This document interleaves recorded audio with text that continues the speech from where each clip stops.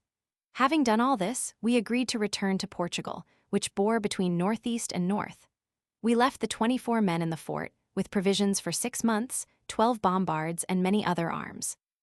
We had made friends with all the natives round, of whom I have made no mention in this voyage, not because we did not see and have intercourse with an infinite number of tribes. For we went inland with 30 men, for a distance of 40 leagues, and saw so many things that I refrain from recounting them, reserving them for my 4 voyages. This land is 18 degrees to the south of the equinoctial line, and beyond the meridian of Lisbon 37 degrees further to the west, according to what was shown by our instruments. All this being done, we took leave of the Christians and of that land, and began our navigation to the north-northeast, with the object of shaping a course for this city of Lisbon. After 77 days of many hardships and dangers, we entered this port on the 18th of June, 1504. God be praised.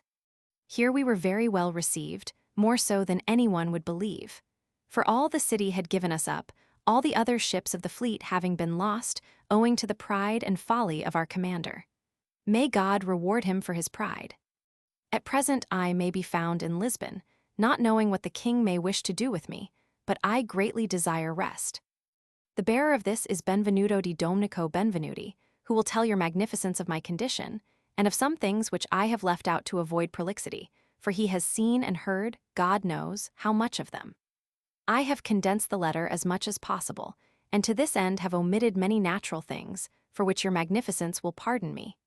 I beseech you to include me in the number of your servants, and I commend you to Sir Antonio Vespucci my brother, and to all my house. I conclude praying God that he will prolong your life, and that he will favor the state of that exalted republic and the honor of your magnificence. Given in Lisbon, September 4th, 1504. Your servant Amerigo Vespucci, in Lisbon. Letter from the Admiral Christopher Columbus to his son, referring to Amerigo Vespucci. My dear son, Diego Mendez left here on Monday, the 3rd of this month. After his departure, I spoke with Amerigo Vespucci, the bearer of this letter, who is going to the court on matters relating to navigation. He always showed a desire to please me and is a very respectable man. Fortune has been adverse to him, as to many others. His labors have not been so profitable to him as he might have expected. He leaves me with the desire to do me service, if it should be in his power. I am unable here to point out in what way he could be useful to me, because I do not know what may be required at court, but he goes with the determination of doing all he can for me. You will see in what way he can be employed. Think the matter over, as he will do everything and speak and put things in train, but let all be done secretly, so as not to arouse suspicion of him. I have told him all I can about my affairs, and of the payments that have been made to me and are due. This letter is also for the Adelantado, for he can see in what way use can be made of it, and will apprise you of it, etc., etc. Dated in Seville, the 5th of February, 1505. S. S. A. S. X. M. Y. XBO Ferens. Letter from Hieronimo Vianillo to the Seigneury of Venice. Burgos, December 23, 1506. The 2 ships have arrived from the Indies, belonging to the king, my lord, which went on a voyage of discovery under Juan Biscayne and Almerigo Fiorentino. They went to the SW, 800 leagues beyond the island of Espanola, which is 2,000 leagues from the Straits of Hercules and discovered mainland, which they judged to be 200 leagues from the land of Espanola. And after coasting along it for 600 leagues, they came to a great river, with a mouth 40 leagues across, and went up it for 150 leagues, in which there are many islets inhabited by Indians. They live, for the most part, very miserably on fish, and go naked. Thence they went back with some of these Indians, and went along the coast of the said land for 600 leagues, where they met an Indian canoe, which is carved out of one piece of wood. It had a sail, and went to the mainland with 80 men, with many bows and targets of a very light but strong wood. They went to the mainland to take Indians who live there, who do not serve them as slaves, but are eaten by them like deer, rabbits, and other animals. Our people took these Indians. Their bows are made of ebony, and their arrows have corals made of the nerves of snakes. Having taken this canoe, they returned to the said island, where there came against them a great number of Indians, with bows and arrows in their hands. They defeated these natives and explored the island, which they found very sterile. At noon they came to a plain, which was so covered with serpents and snakes and dragons that it was marvelous. They kept one, as it seemed to them to be a very wonderful thing. This dragon was larger than a cachalote. The island is intersected by a mountain, one part to the north, the other to the south. The north side is inhabited by these Indians, the other side by those poisonous animals. They say that none of these serpents ever pass to the inhabited part, and in the whole of that side there are no serpents, nor any similar animals. Having seen this, the said ships departed, and took away 7 Indians of that land, good sailors, and coasted along the coast to a place called Alsatiage, and thence for 400 leagues to the westward, when they came to a land where they found many houses, out of which came many Indians to receive them and do them honor. And they say that one of these had previously predicted that certain ships of a great king, to them unknown, would come from the east and make them all slaves. And that all the strangers were gifted with life eternal, and that their persons would be adorned with various dresses. They say that when their king saw our ships, he said, "Behold, here are the ships that I told you of 10 years ago." This king came with a breastplate of massive gold on his breast and a chain of gold, and a mask of gold with 4 golden bells of a mark each at his feet, and with him came 20 Indians, all with gold masks on their faces, beating golden kettle drums, each weighing 30 marks. When they saw the islanders with the Spaniards, they began to be disdainful, and to fight fiercely with our people with poisoned arrows. They numbered 5,000, and 140 of our men had landed. They fell to and cut to pieces nearly 700 natives, one of ours being killed by an arrow. They came to the houses, and took those masks and bells, and arms of the said king, and 800 marks of gold. They set fire to the houses, and were there 96 days, because the 3 ships that remained were sunk and went to the bottom. Seeing this, they took out the provisions and stores, and fortified themselves on shore with a very good tower. Every day they fought with the Indians. At night they were within their enclosure, and in the day they went out in order, and as much as they marched, so much they acquired. But they did not dare to go out of their quarters. One day they went to a lake, and began to wash the earth with certain vernicali, each one in half an hour getting 6, 7, or 8 castellanos of gold. They were told by some of the Indian prisoners that they need not tire themselves with washing, for that from there to a very high mountain the distance was half a league, and that in a plain near there was a river, where it is not necessary to wash much, for each man in a day can gather 10 marks of gold with little trouble. At length, as lost men, without hope of returning home, they repaired the ships and boats that were run up on the beach, eventually determining to return to Spain. During the time of 96 days that they were there, several died from sickness, and there were 44 survivors who were saved with the help of God. They left 10 men in the tower, supplied with provisions and stores for a year, who were attacked 3 times by Indians with their canoes, but were always victorious, and have come safely here to the court. I have seen all that gold and various things that they have brought back, another kind of pepper, but larger than ours, and nuts like nutmegs. They have also brought 70 pearls, all good green ones, and some of 10 and 12 carats, round and like Indian pearls bored in the middle. They have also found and brought a green stone like jasper, 4 fingers in length, and others worn on the lips of the people. They are generally without beards. The archbishop intends to send the said 2 captains, with 8 ships and 400 men, very well furnished with arms, artillery, etc. Royal letter of naturalization, in the kingdoms of Castile and Leon, in favor of Vespucci.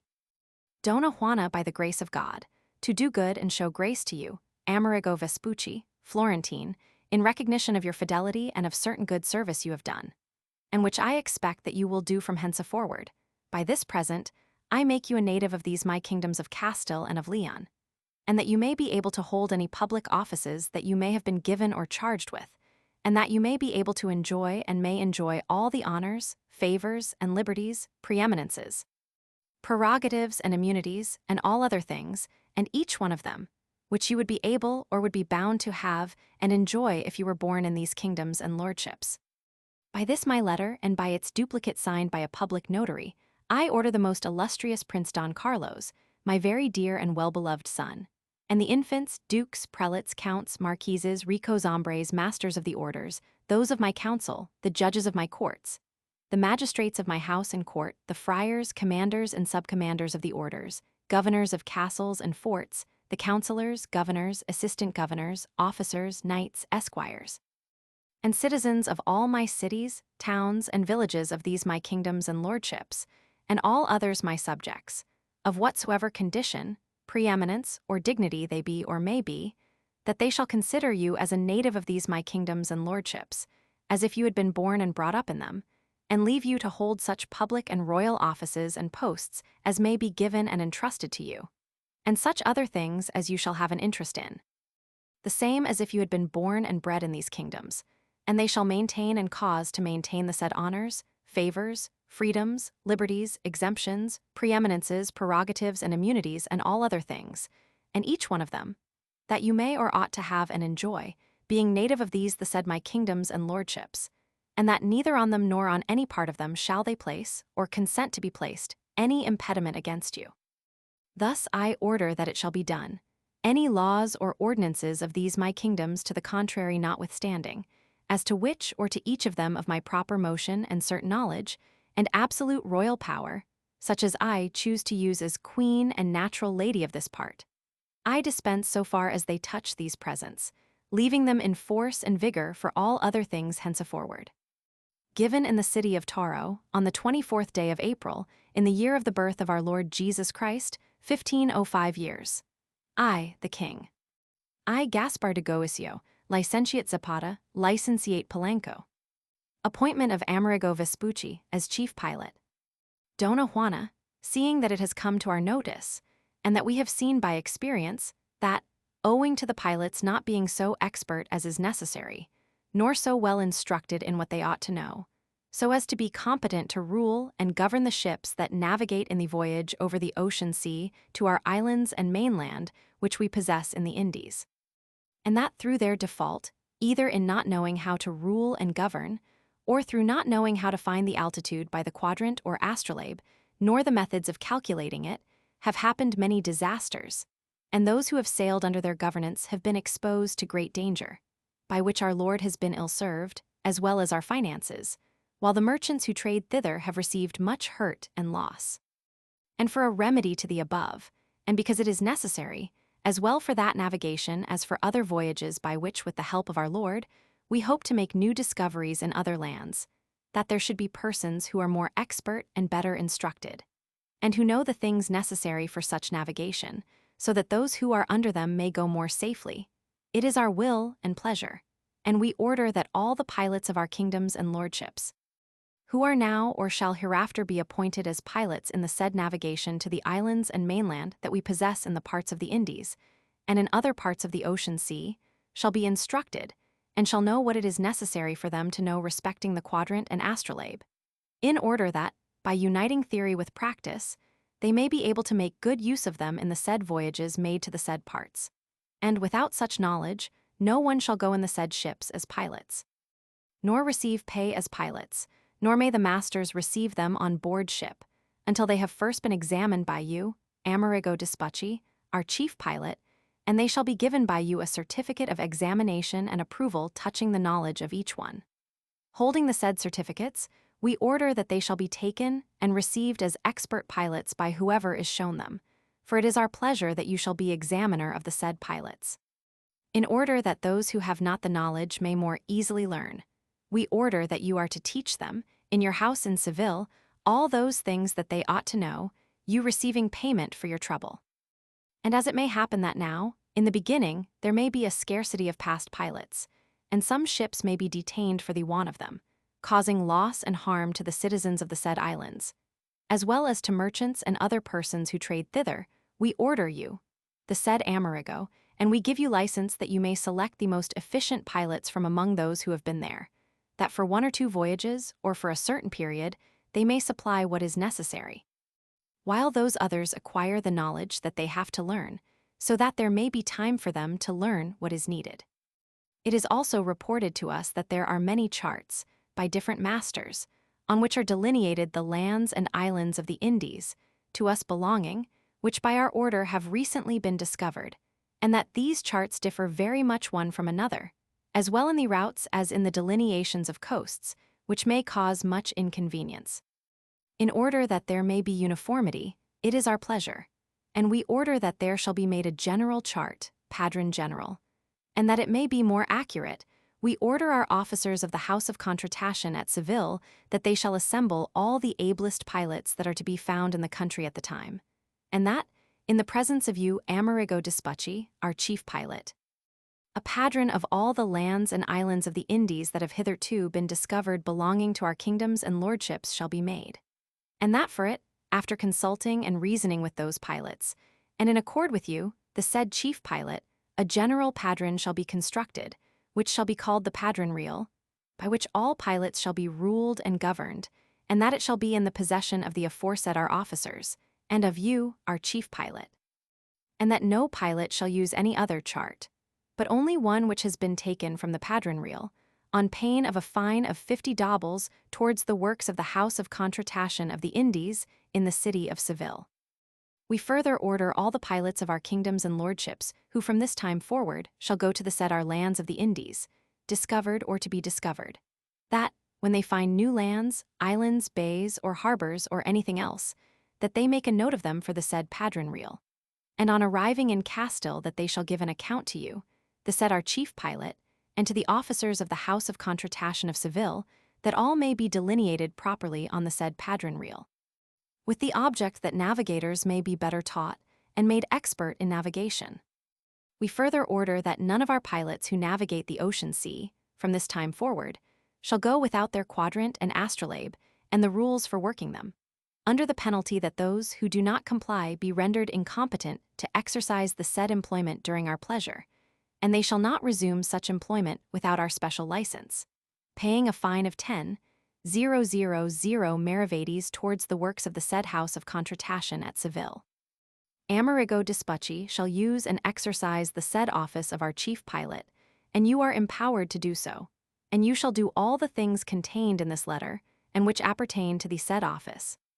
And by this our letter, and by its copy attested by the public notary, we order the Prince Charles, our very dear and well-beloved son, the infantes, dukes, prelates, counts, marquises, ricos hombres, masters of orders, members of council, and judges of our courts and chancelleries, and the other priors, commanders, subcommanders, castellans of our castles and forts, the magistrates, officers of justice, knights, esquires, officers, and good men of all the cities, towns, and villages of our kingdoms and lordships, and all captains of ships, master mariners, pilots, mates, and all other persons whom our letter concerns or may concern, that you have and hold as our chief pilot, and consent and allow him to hold the said office, and to do and comply with all the things in this our letter or appurtening to it.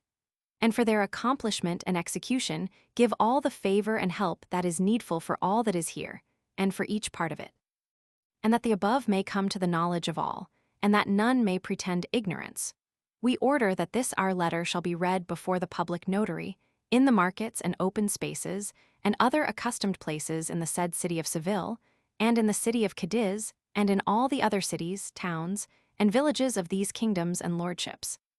And if hereafter any person or persons act against it, the said justices shall execute upon them the penalties contained in this letter, so that the above shall be observed and shall take effect without fail. And if the one or the others do not so comply, they shall be subject to a fine of 10,000 maravedis for our chamber. Further, we order the man to whom this letter shall be shown, that he shall appear before us in our court, wherever we may be for 15 following days under the said penalty, for which we order whatever public notary may be called for this, shall give testimony signed with his seal, that we may know that our order has been executed. Given in the city of Valladolid, the 6th of August, in the year of the birth of the Lord Jesus Christ, 1508. I, the King. I, Lope Conchillos, secretary to the Queen Our Lady, caused this to be written by order of the King her father. Witnessed, the Bishop of Palencia, Licentiate Ximenes. Las Casas on the alleged first voyage of Amerigo Vespucci. 1. Chapter 140. It is manifest that the Admiral Don Cristobal Colon was the first by whom divine providence ordained that this, our great continent, should be discovered, and chose him for the instrument through whom all these hitherto unknown Indies should be shown to the world. He saw it on Wednesday, the 1st of August, one day after he discovered the island of Trinidad, in the year of our salvation, 1498. He gave it the name of Isla Santa, believing that it was an island. He then began to enter the Gulf of La Bellina, by the entrance called the Mouth of the Serpent by him, finding all the water fresh, and it is this entrance which forms the island of Trinidad, separating it from the mainland called Santa. On the following Friday, being the 3rd of August, he discovered the point of Paria, which he also believed to be an island, giving it the name of Gracia. But all was mainland, as in due time appeared, and still more clearly now is it known that here there is an immense continent.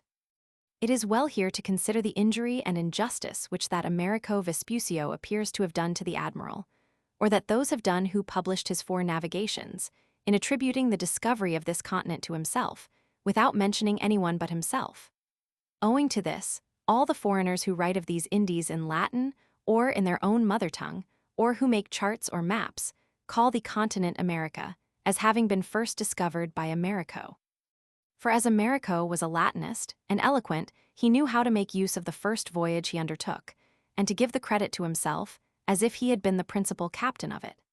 He was only one of those who were with the captain, Alonso de Hojda, either as a mariner, or because, as a trader, he had contributed towards the expenses of the expedition. But he secured notoriety by dedicating his navigations to King René of Naples.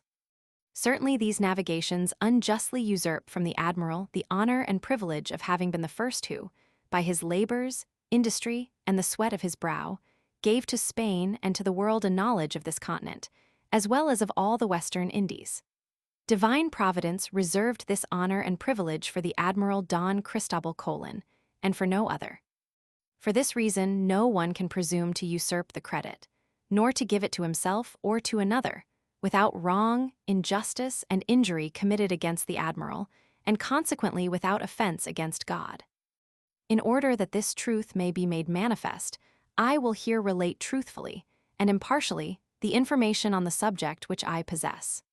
To understand the matter, it is necessary to bear in mind that the admiral left San Lucar, on his 3rd voyage, on the 30th of May 1498, and arrived at the Cape Verde Islands on the 27th of June. He sighted the island of Trinidad on Tuesday, the 31st of July, and soon afterwards, on Wednesday, the 1st of August, he saw the continent to the south of a strait 2 leagues wide, between it and the island of Trinidad. He called this strait the Mouth of the Serpent, and the mainland, believing it to be an island, he named Isla Sancta. Presently, on the following Friday, he sighted and discovered Paria, which he called Isla de Gracia, thinking that it also was an island.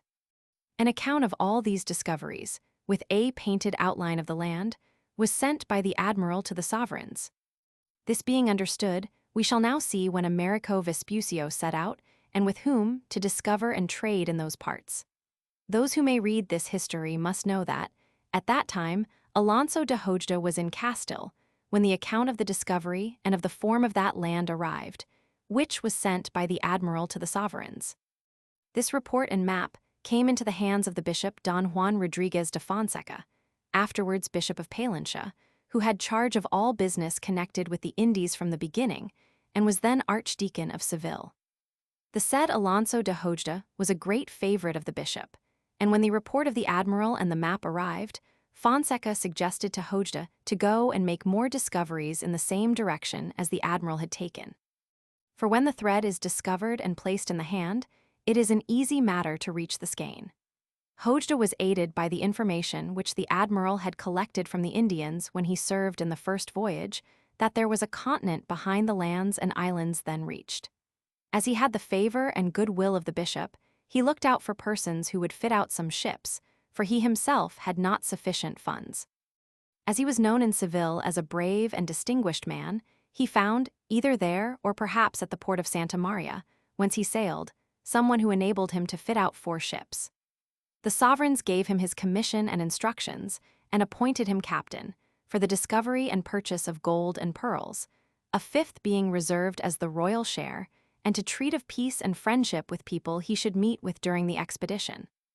Thus the first who went to discover after the admiral was no other than Alonso de Hojda. Those whom he took, and wanted to take in his company, consisted of the sailors who were acquainted with the voyage to those lands, who were none others but those who had come and gone with the admiral. Those were the principal mariners of the time. One of them was Juan de la Cosa Biscayan, who went with the admiral when he discovered this island, and was afterwards with him in the Cuba and Jamaica discovery, the most laborious voyage up to that time. Hojda also took with him the pilot Bartolome Roldan, who was well known in this city of San Domingo, and who built, from their foundations, a great number of the houses now standing in the four streets. He too had been with the admiral in his first voyage, and also in the discovery of Paria and the mainland. Hojda also took the said Amerigo, and I do not know whether as pilot, or as a man instructed in navigation and learned in cosmography. For it appears that Hojda puts him among the pilots he took with him. I gather from the prologue he addressed to King René of Naples, in the book of his four navigations, that the said Amerigo was a merchant, for so he confesses. Probably he contributed some money towards the expenses of fitting out the four ships, with the condition of receiving a proportionate share of the profits. Although Amerigo asserts that the King of Castile sent out the expedition, and that they went to discover by his order, this is not true. 3 or 4 or 10 persons combined, who were possessed of some money, and begged and even importuned the sovereigns for permission to go and discover and search, with the object of promoting their own profits and interests. Thus Hojda, owing to his having got possession of the chart which the admiral had sent home of the mainland he had discovered, for the sovereigns, and owing to his having with him the pilots and mariners who had been with the admiral, came to discover the further part of the mainland, which will be described in chapter 166.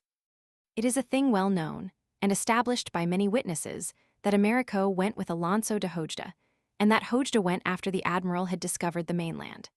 It is also proved by Alonso de Hojda himself. He was produced as a witness in favor of the crown, when the Admiral Don Diego Colon, next and legitimate successor of the Admiral Don Cristobal Colon, had a lawsuit with the crown for all the estate of which his father had been dispossessed, as he was by the same cause. Alonso de Hojda testifies as follows, in his reply to the second question. He was asked if he knew that the Admiral Don Cristobal Colon had not discovered any part of what is now called mainland, except when he once touched at the part called Paria. The answer of Hojda was that the admiral touched at the island of Trinidad and passed between that island and the Boca del Drago, which is Paria, and that he sighted the island of Margarita. Being asked how he knew this, he answered that he knew it because he, the witness, saw the chart which the said admiral sent to Castile, to the king and queen our lords, of what he had discovered at that time, and also because he, the witness, soon afterwards went on his voyage of discovery, and found that the admiral's account of what he had discovered was the truth. To the fifth question, which refers to what the same Hojda discovered himself beyond Paria, he replied as follows. I was the first to go on an exploring expedition after the discovery of the admiral, and I went first nearly 200 leagues to the south on the mainland, and afterwards came to Paria, going out by the Boca del Drago. There I ascertained that the admiral had been at the island of Trinidad, bordering on the Boca del Drago. Further on he says, in the voyage which this witness undertook, he took with him Juan de la Cosa and Amerigo Vespucci and other pilots. Alonso de Hojda says this, among other things, in his deposition and statement. 2 things are thus proved by Hojda himself. One is that he took Amerigo with him, and the other that he undertook his voyage to the mainland, after it had been discovered by the admiral. The latter fact is established beyond any doubt, namely, that the admiral was the first who discovered Paria, and that he was there before any other Christian whatever was either there or on any other part of the mainland, nor had any tidings of it. The Admiral Don Diego, his son, had proof of this from 60 hearsay witnesses and 25 eyewitnesses, as is seen by the records of the lawsuit, which I have not only seen but thoroughly examined. It was also proved that it was owing to the admiral having first discovered these islands of the Indies, and afterwards Paria, which is the mainland, before anyone else whatever, that the others had the courage to follow his example and become discoverers. It may be held for cert that no one would have undertaken to go on voyages of discovery, and that neither the Indies nor any part of them would have been made known if the admiral had not led the way. This is proved by 16 hearsay witnesses, by 41 who believed it, by 20 who knew it, and by 13 who gave evidence that in their belief the admiral made his discoveries before anyone else whatever. Peter Martyr also gives the same testimony in his first decade, chapters 8 and 9. This author deserves more credit than any of those who have written in Latin, because he was in Castile at the time and knew all the explorers, and they were glad to tell him all they had seen and discovered as a man in authority. and because he made his inquiries with a view to writing, as we mentioned in the prologue of the history. Amerigo confesses in his first navigation that he arrived at Peria during his first voyage, saying, "Et provincia ipsa Perias ob ipsis nuncupata est." Afterwards, he made the second navigation, also with Hojda, as will appear in chapter 162. Here it is important to note and make clear the error made by the world in general respecting America. What I say is this.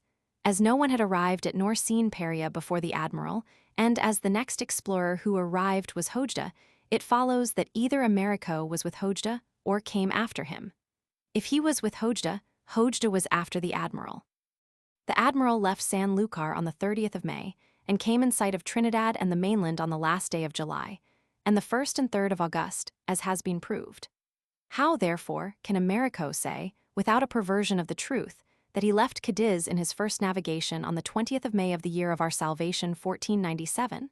The falsehood is clear, and if the statement was made by him in earnest, he committed a great infamy. Even if it is not an intentional falsehood, it seems to be so. For he gives himself an advantage of 10 days as regards the admiral, with reference to the departure from Cadiz, for the admiral left San Lucar on the 30th of May, and Amerigo alleges that he departed from Cadiz on the 20th of that month, and also usurps a year, for the admiral sailed in 1498, while Amerigo pretends that he set out on his first navigation in the year 1497. It is true that there would seem to be a mistake, and not an intentional fraud in this, for Amerigo says that his first navigation occupied 18 months, and at the end he asserts that the date of his return to Cadiz was the 15th of October 1499. If he left Cadiz on the 20th of May 1497, the voyage occupied 29 months, 7 in the year 1497, all the year 1498, and 10 months in the year 1499. It is possible that 1499 may be a misprint for 1498 in treating of the return to Castile, and if this was so, there can be no doubt that the fraud was intentional. This fraud or mistake, whichever it may have been, and the power of writing and narrating well and in a good style, as well as Amerigo's silence respecting the name of his captain, which was Hojda, and his care to mention no one but himself, and his dedication to King René, these things have led foreign writers to name our mainland America, as if Amerigo alone, and not another with him, had made the discovery before all others. It is manifest what injustice he did if he intentionally usurped what belonged to another, namely, to the Admiral Don Cristobal Colon, and with what good reason this discovery, and all its consequences, should belong to the Admiral, after the goodness and providence of God, which chose him for this work. As it belongs more to him, the said continent ought to be called Columba, after Colon or Colombo who discovered it, or else Sancta or de Gratia, the names he himself gave it, and not America after Amerigo. Chapter 164. The admiral sent 5 ships with the news of the discovery of the mainland of Peria and of the pearls. Alonso de Hojda was then in Spain. I believe myself that he returned at the same time as my uncle, Francisco de Penalosa, knowing that the admiral had discovered that land and the pearls, and having seen the chart of the new discoveries which the admiral had sent to the sovereigns, and that the admiral said in his letters that it was an island, although he was also inclined to the belief that it was a continent. And being favored by the Bishop of Badajoz, Don Juan de Fonseca, who superintended and managed everything, Hojda petitioned that he might have license to discover in those parts either continent or islands or whatever he might find. The bishop gave the license, signed with his own signature, and not with that of the sovereign, either because the sovereigns ordered him to grant such licenses, or this one only, which is hard to believe, or because he wished to make the grant of his own authority, and without giving the sovereigns a share in the matter, the admiral having complained to the sovereigns in the year 1495 that it was in opposition to his privileges to give a license to anyone to undertake discoveries. I do not see how the bishop was able to grant the license in the way he did, but I quite see that as he was a very determined and obstinate man and was hostile to the admiral's interests, he may have taken this step actuated by his own audacity and without consulting the sovereigns. This is possible, but still I doubt it, for, although he was very intimate with the sovereigns, this was hardly a thing that he would have dared to do on his own authority. The license was granted with the limitations that it did not include the territory of the King of Portugal, nor the lands discovered by the admiral up to the year 1495. Another question arises here. Why was not the land accepted which the admiral had just discovered, and which was identified by the letters and the chart he had sent to the sovereigns? To this I cannot give an answer.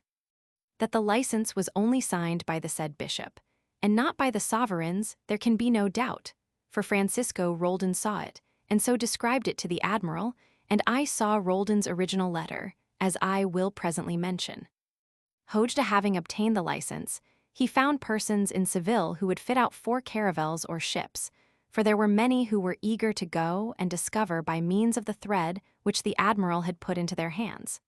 For he was the first who opened the gates of that ocean sea, which had been closed for so many ages. Hojda set out from the port of Santa Maria or of Cadiz in the month of May. If Amerigo Vespucci does not speak contrary to the truth as regards the day of the month, he does so as regards the year. The date of Hojda's departure was the 20th of May 1499, not 1497, as Amerigo says, usurping the honor and glory which belongs to the admiral, and assuming the whole for himself alone, wishing to give the world to understand that he was the first discoverer of the mainland of Paria, and not the admiral, to whom is justly and rightfully due all the discovery of all these islands and mainland of the Indies, as has already been proved in chapter 140. In that chapter 1 endeavored to leave it doubtful whether Amerigo had, with intention, tacitly denied that this discovery was made first by the admiral, and had given the credit of it to himself alone. For I had not then seen what I afterwards gathered from those writings of Amerigo, and from other writings of those times in my possession, or which I have found.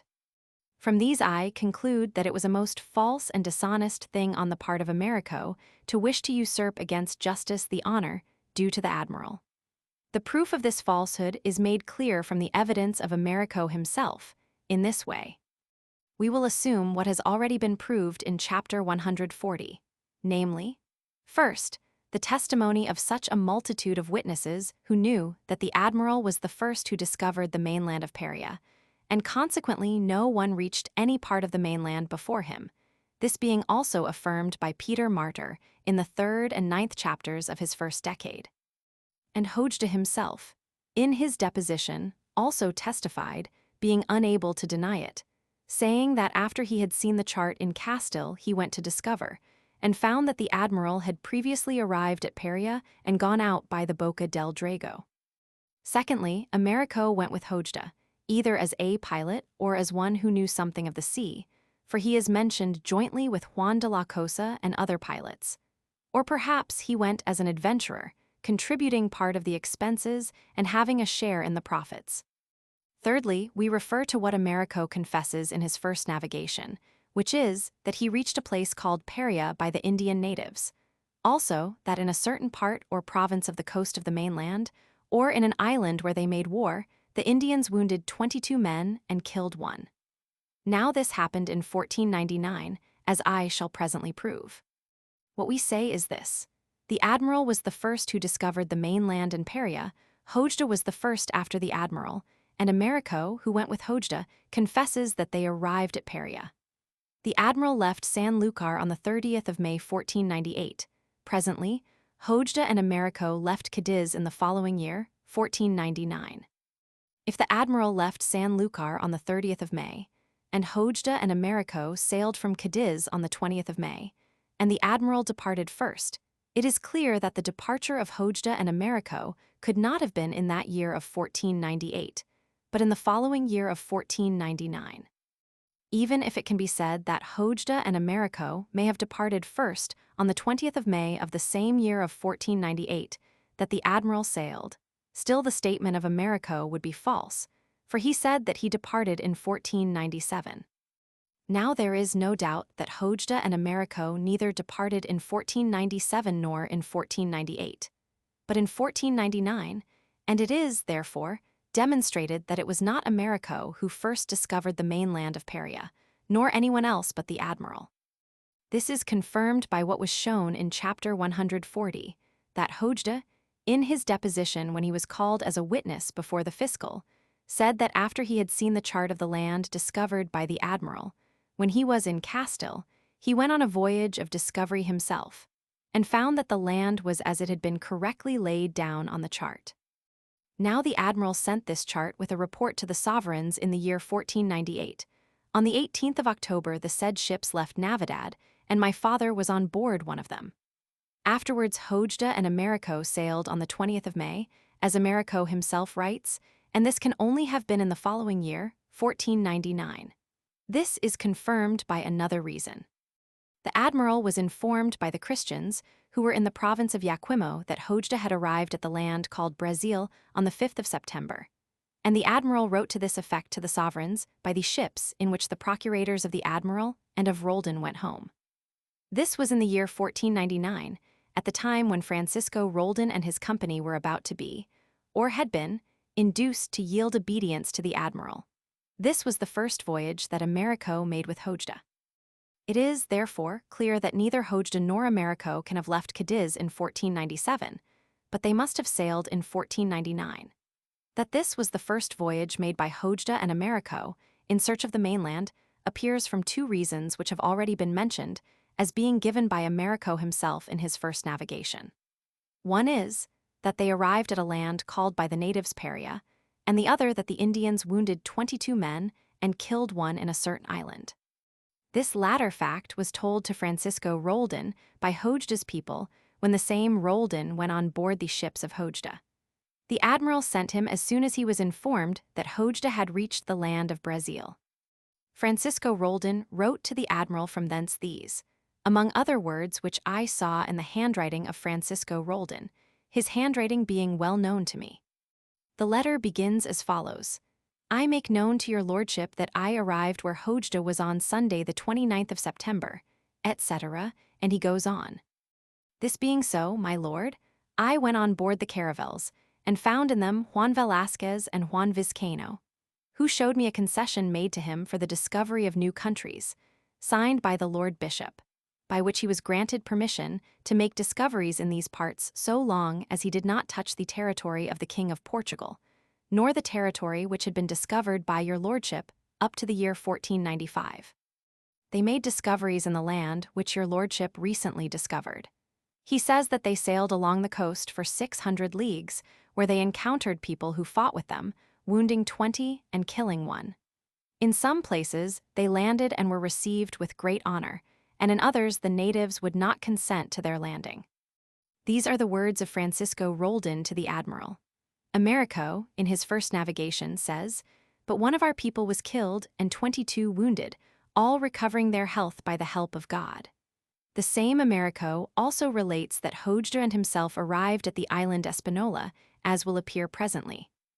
It appears clearly from the evidence of the said Amerigo, and the agreement of his statement with what his companions told to Francisco Roldan, that they had 20 or 22 wounded and 1 killed, and this was during his first voyage. It also appears from both that they went to and saw Paria, and the coast newly discovered by the admiral. If this was the first voyage of Amerigo, and he came to this island in the year 1499, on the 5th of September, having left Cadiz on the 20th of May of the same year, 1499, as has been distinctly shown, it follows that Amerigo has falsely stated that he left Cadiz in the year 1497. This is also shown by what the admiral wrote to the sovereigns when he knew that Hojda had sailed 5 months before in May. He wrote as follows, Hojda arrived at the port where the Brasil is 5 days ago.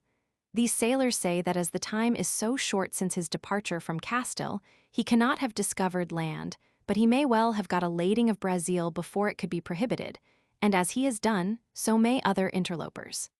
These are the words of the admiral, and I have seen them in his own handwriting. He intended to explain that little land could have been discovered in 5 months, and that, if he had not sent Francisco Roldan to prohibit the ships from taking a cargo of Brazil, they might easily have done so and have departed, and that the same might be done by any other stranger, unless steps were taken to prevent it. All these proofs, taken from the letters of the admiral and of Roldan, cannot be disputed, because they are most certainly authentic, and no doubt can be thrown on any of them. For no one then could tell that this matter would be alleged and brought forward, seeing that during 56 or 57 years what was written told a different story, which was the truth, nor was there anything to conceal. But what Amerigo has written to make himself famous and give himself credit, tacitly usurping the discovery of the continent which belongs to the admiral, was done with intention. This is shown by many arguments given in this chapter and in chapter 140. But besides these verbal proofs, I desire to submit others which make the thing most manifest. One is that he inverted the voyages he made, applying the first to the second, and making out that things which belonged to one happened in the other. He asserts that in the first voyage they were absent 18 months, and this is not possible, for after being absent from Castile for 5 months they came to this island, and they could not have returned again to the mainland to coast along it for such a distance, owing to contrary winds and currents, except with great difficulty, and after a long time. Thus his voyage to the continent only took 5 months, within which time he arrived here, as has been already explained, and as Hojda told some of the Spaniards who were here, before he left this island. He then made an inroad on some of the surrounding islands, seizing some of the natives and carrying them off to Castile. According to the statement of Amerigo, they took 222 slaves, and this occurs at the end of his first navigation.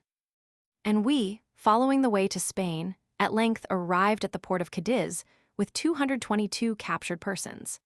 Etc. Another statement is that certain injuries and violences done by Hojda and his followers against the Indians and Spaniards in Zaragua in his first voyage is placed by Amerigo at the end of his second navigation.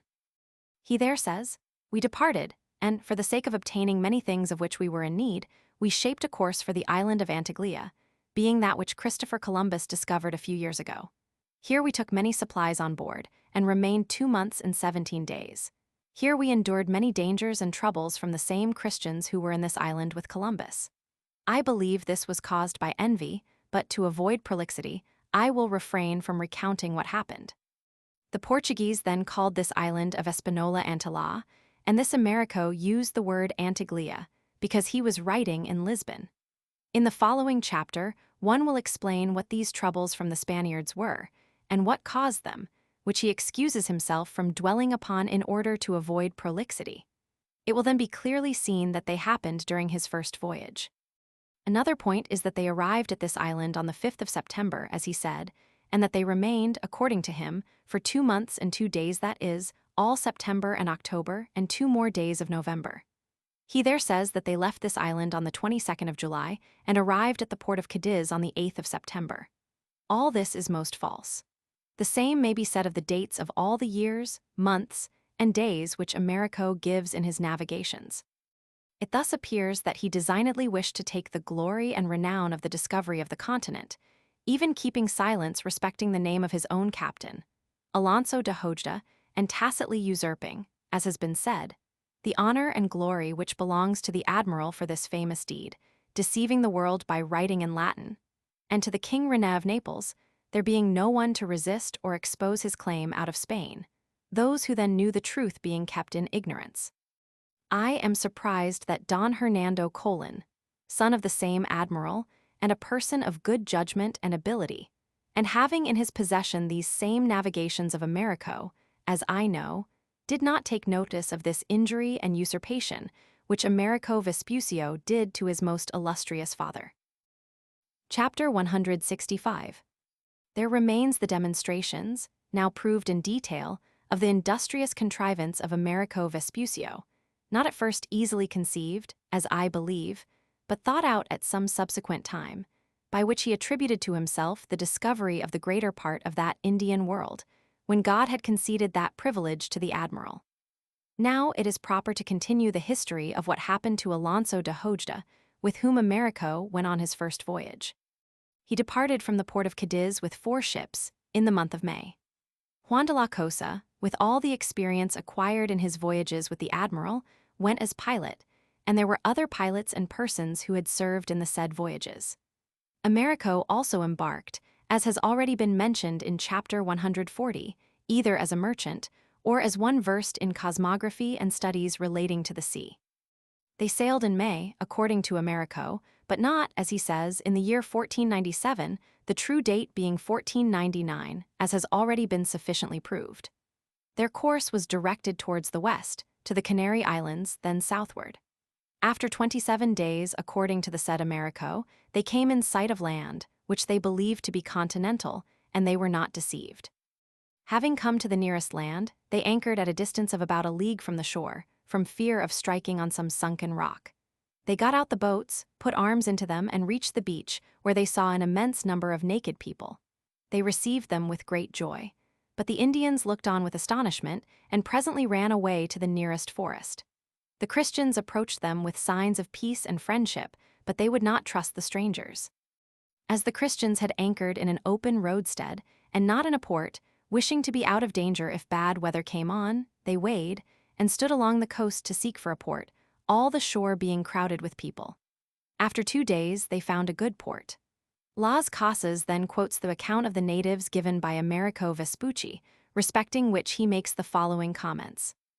Amerigo relates all these things in his first navigation, many of which he could not have known in 2, nor 3, nor in 10 days that he may have been among the Indians, not knowing a single word of their language, as he himself confesses. Such are the statements, that owing to the heat of the sun they move from place to place every 8 years, that when the women are enraged with their husbands they create abortions, that they have no rule or order in their marriages, that they have neither king nor lord nor chief in their wars, and others of the same kind.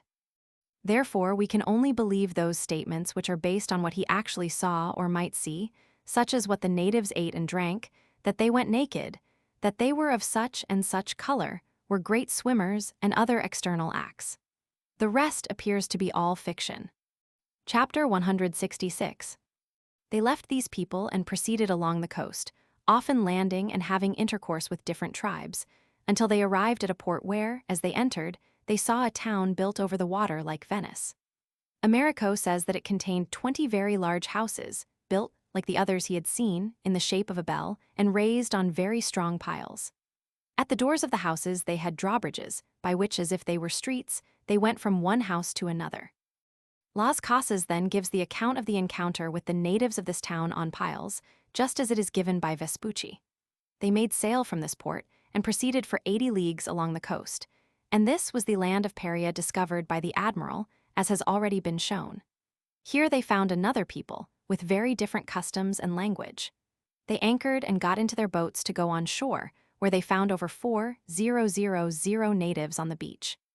The Indians were so frightened that they did not wait, but fled to the mountains. The Christians, having landed, followed a path and came to many huts which they believed were those of fishermen. Here they found fish of various kinds, and also one of the iguanas which I have already described, and which astonished them, for they thought it was some very fierce serpent. The bread eaten by these people, says Amerigo, was made with fish steeped in hot water, and afterwards pounded. From this mass small loaves were kneaded and baked, making very good bread, in his judgment. They found many kinds of fruits and herbs, but they not only took nothing, but left many small things from Castile in the huts, in the hope that thus the fears of the natives would be dispelled, and the Spaniards then returned to the ships. Las Casas here inserts the account given by Vespucci of a journey inland, and of intercourse with these natives.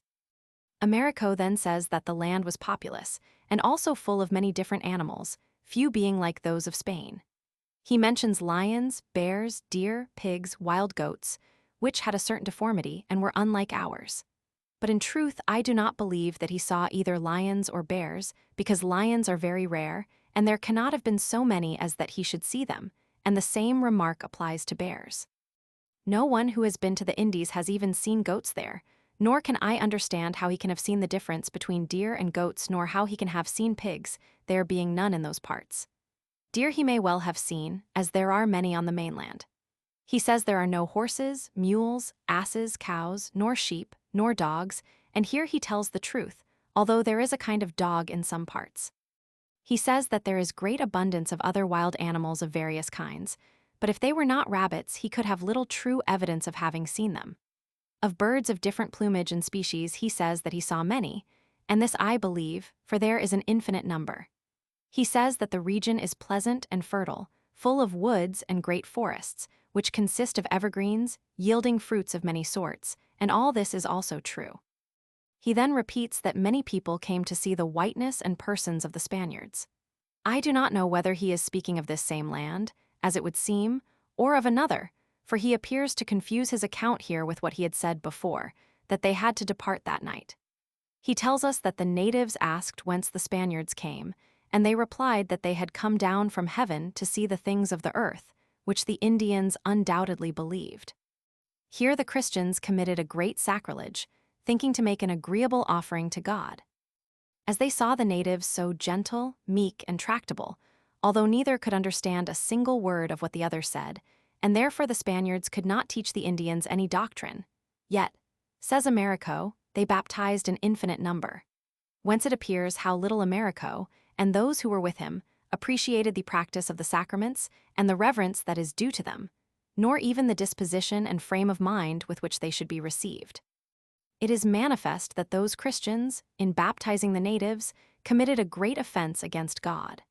Amerigo says that after they were baptized, the Indians used the word cherribai, which means that they called the Spaniards men of great knowledge. This statement is a thing to laugh at, for the Spaniards did not even know the Indian names for bread or for water, which are among the first that we learn in acquiring a language. Yet during the few days they remained, Amerigo wants us to believe that he understood that cherribai signifies men of great knowledge. Here Amerigo declares that the natives called this land Paria, and he conceals, what he must have known, that the admiral had already been there several days, which was a reason for not remaining silent. Chapter 167. They decided upon leaving this port and the Sweetwater Gulf formed by the island of Trinidad and the mainland of Paria by the Boca del Drago. And I suspect that, as this was a place which was notoriously discovered by the admiral, Amerigo kept silence as to the name of Boca del Drago intentionally. For it is certain that Hojda and Amerigo were within this port, because the same Hojda gave evidence to that effect on oath, as well as many other witnesses also on oath, as is affirmed in the evidence taken by the fiscal. Here Amerigo says that the voyage had now lasted 13 months, but I do not believe it.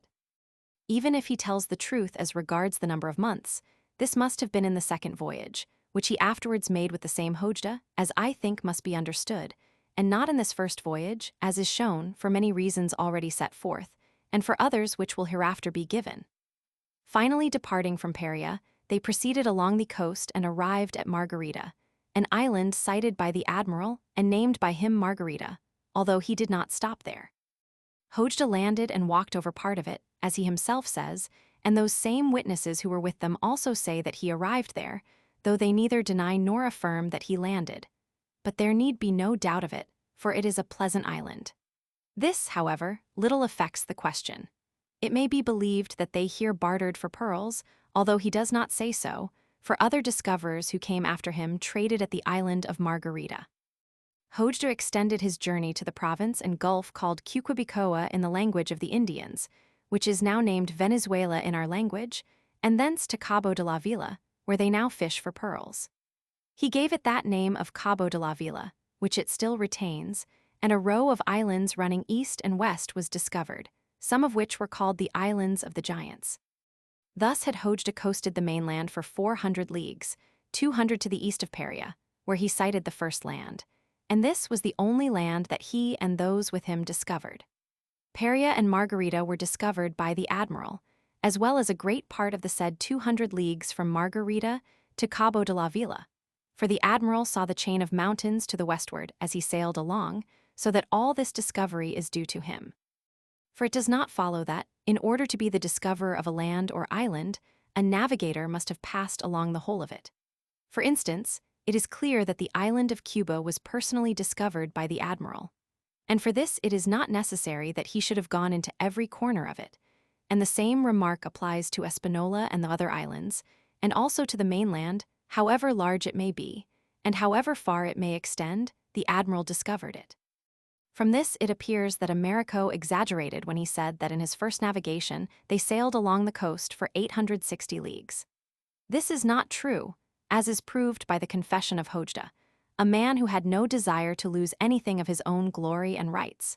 For he said, as appeared in chapter 140, that he discovered 200 leagues beyond Paria, and the coast from Paria to Cucubicoa, which is now Venezuela. I have added as far as Cabo de la Vila, because I found it so deposed in the process by several witnesses who afterwards knew all that land well, had intercourse with the discoverers, and went with them in their voyages of discovery, though not in that voyage of Hojda. But the testimony was given when the events were recent, and consequently well known. Hojda himself did not mention Cabo de la Vila, because it is near the Gulf of Venezuela and is all one land.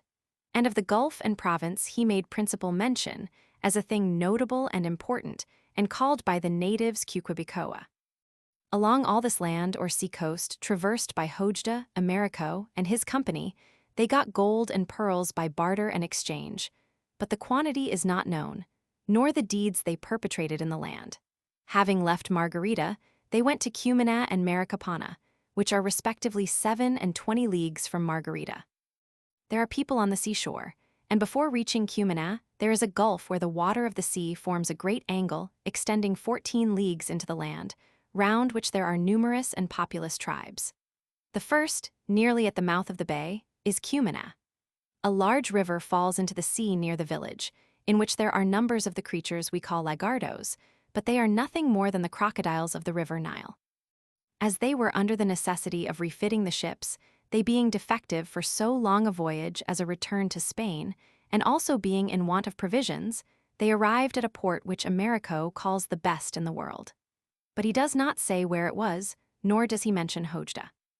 According to what I remember 43 years after having been there, and over 50 years since the voyage of Hojda, I suspect that it must be a gulf called Cariaco, which runs 14 leagues into the land, the entrance being 7 leagues from Margarita, on the mainland near Cumana. Further, it occurs to me that I heard that at that time Hojda entered and repaired his ships, and built a brigantine in the port called Maracapana. But this, though a port, is not the best in the world. At last they left the port, wherever it may have been within those 200 leagues of mainland from Paria onwards. They were received and served by the people of that region, who were innumerable, according to Amerigo, as if they had been angels from heaven, and as Abraham had known the three, so they were recognized as angels. They unloaded the ships and brought them to land, always helped by the labor of the Indians. They careened and cleared them and built a new brigantine.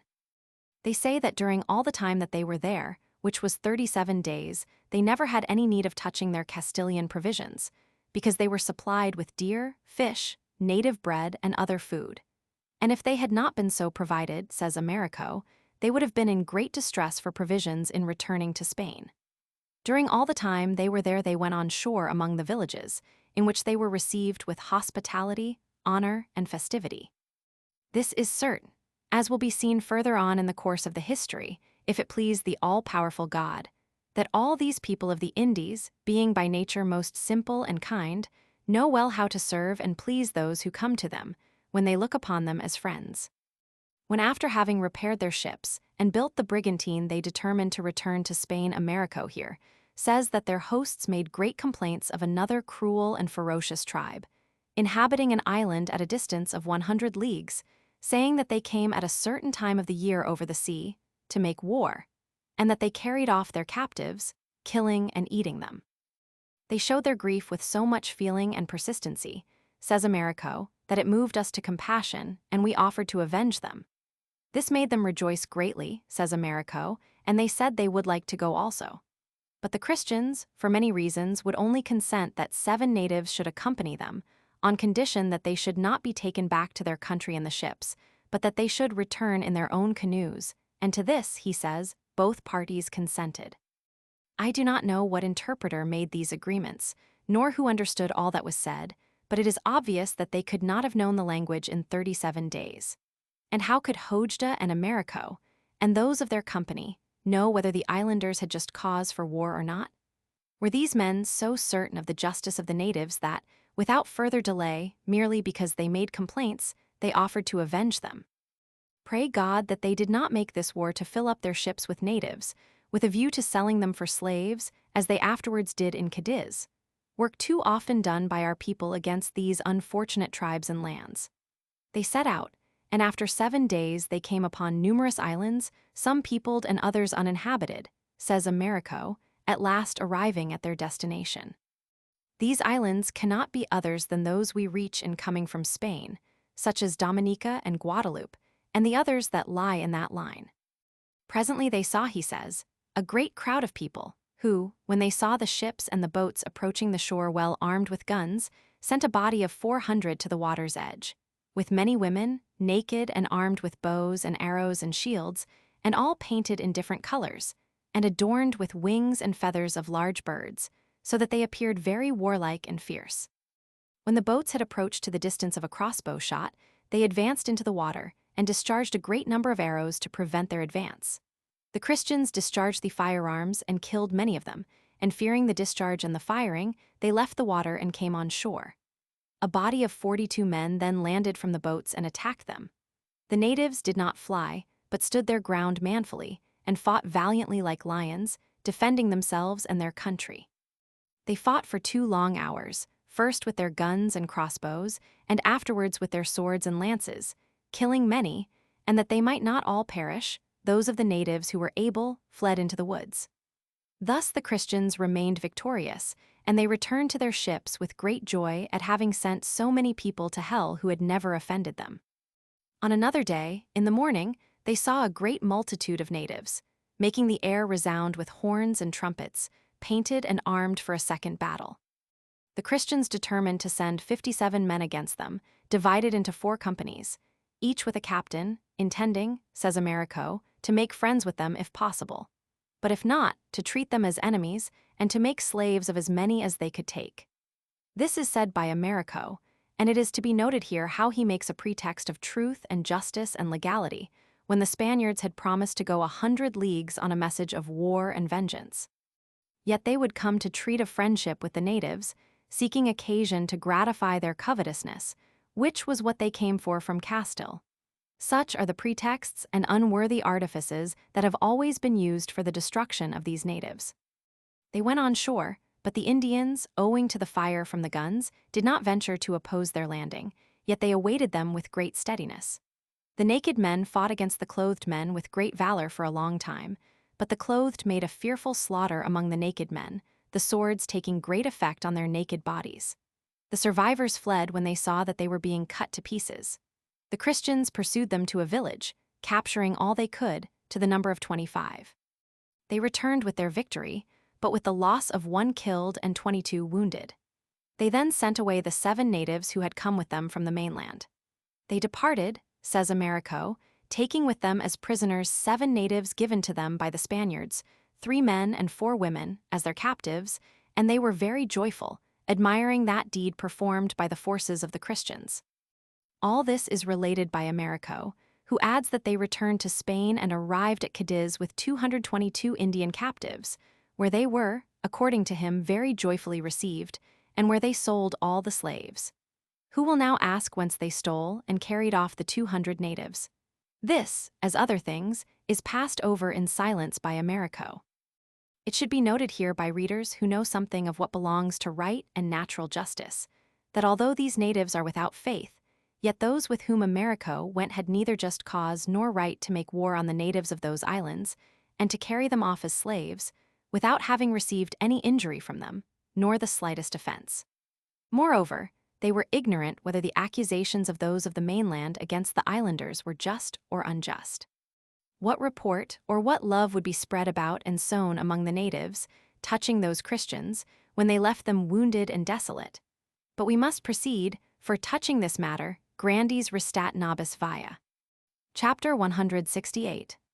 Here Amerigo is convicted of a palpable falsehood, for he says that he went to Castile from that island where he perpetrated such atrocities, making no mention of having first gone to Espanola, as he did. He refers the visit to Espanola to his second voyage, but this is not true, as has already been proved in Chapter 162.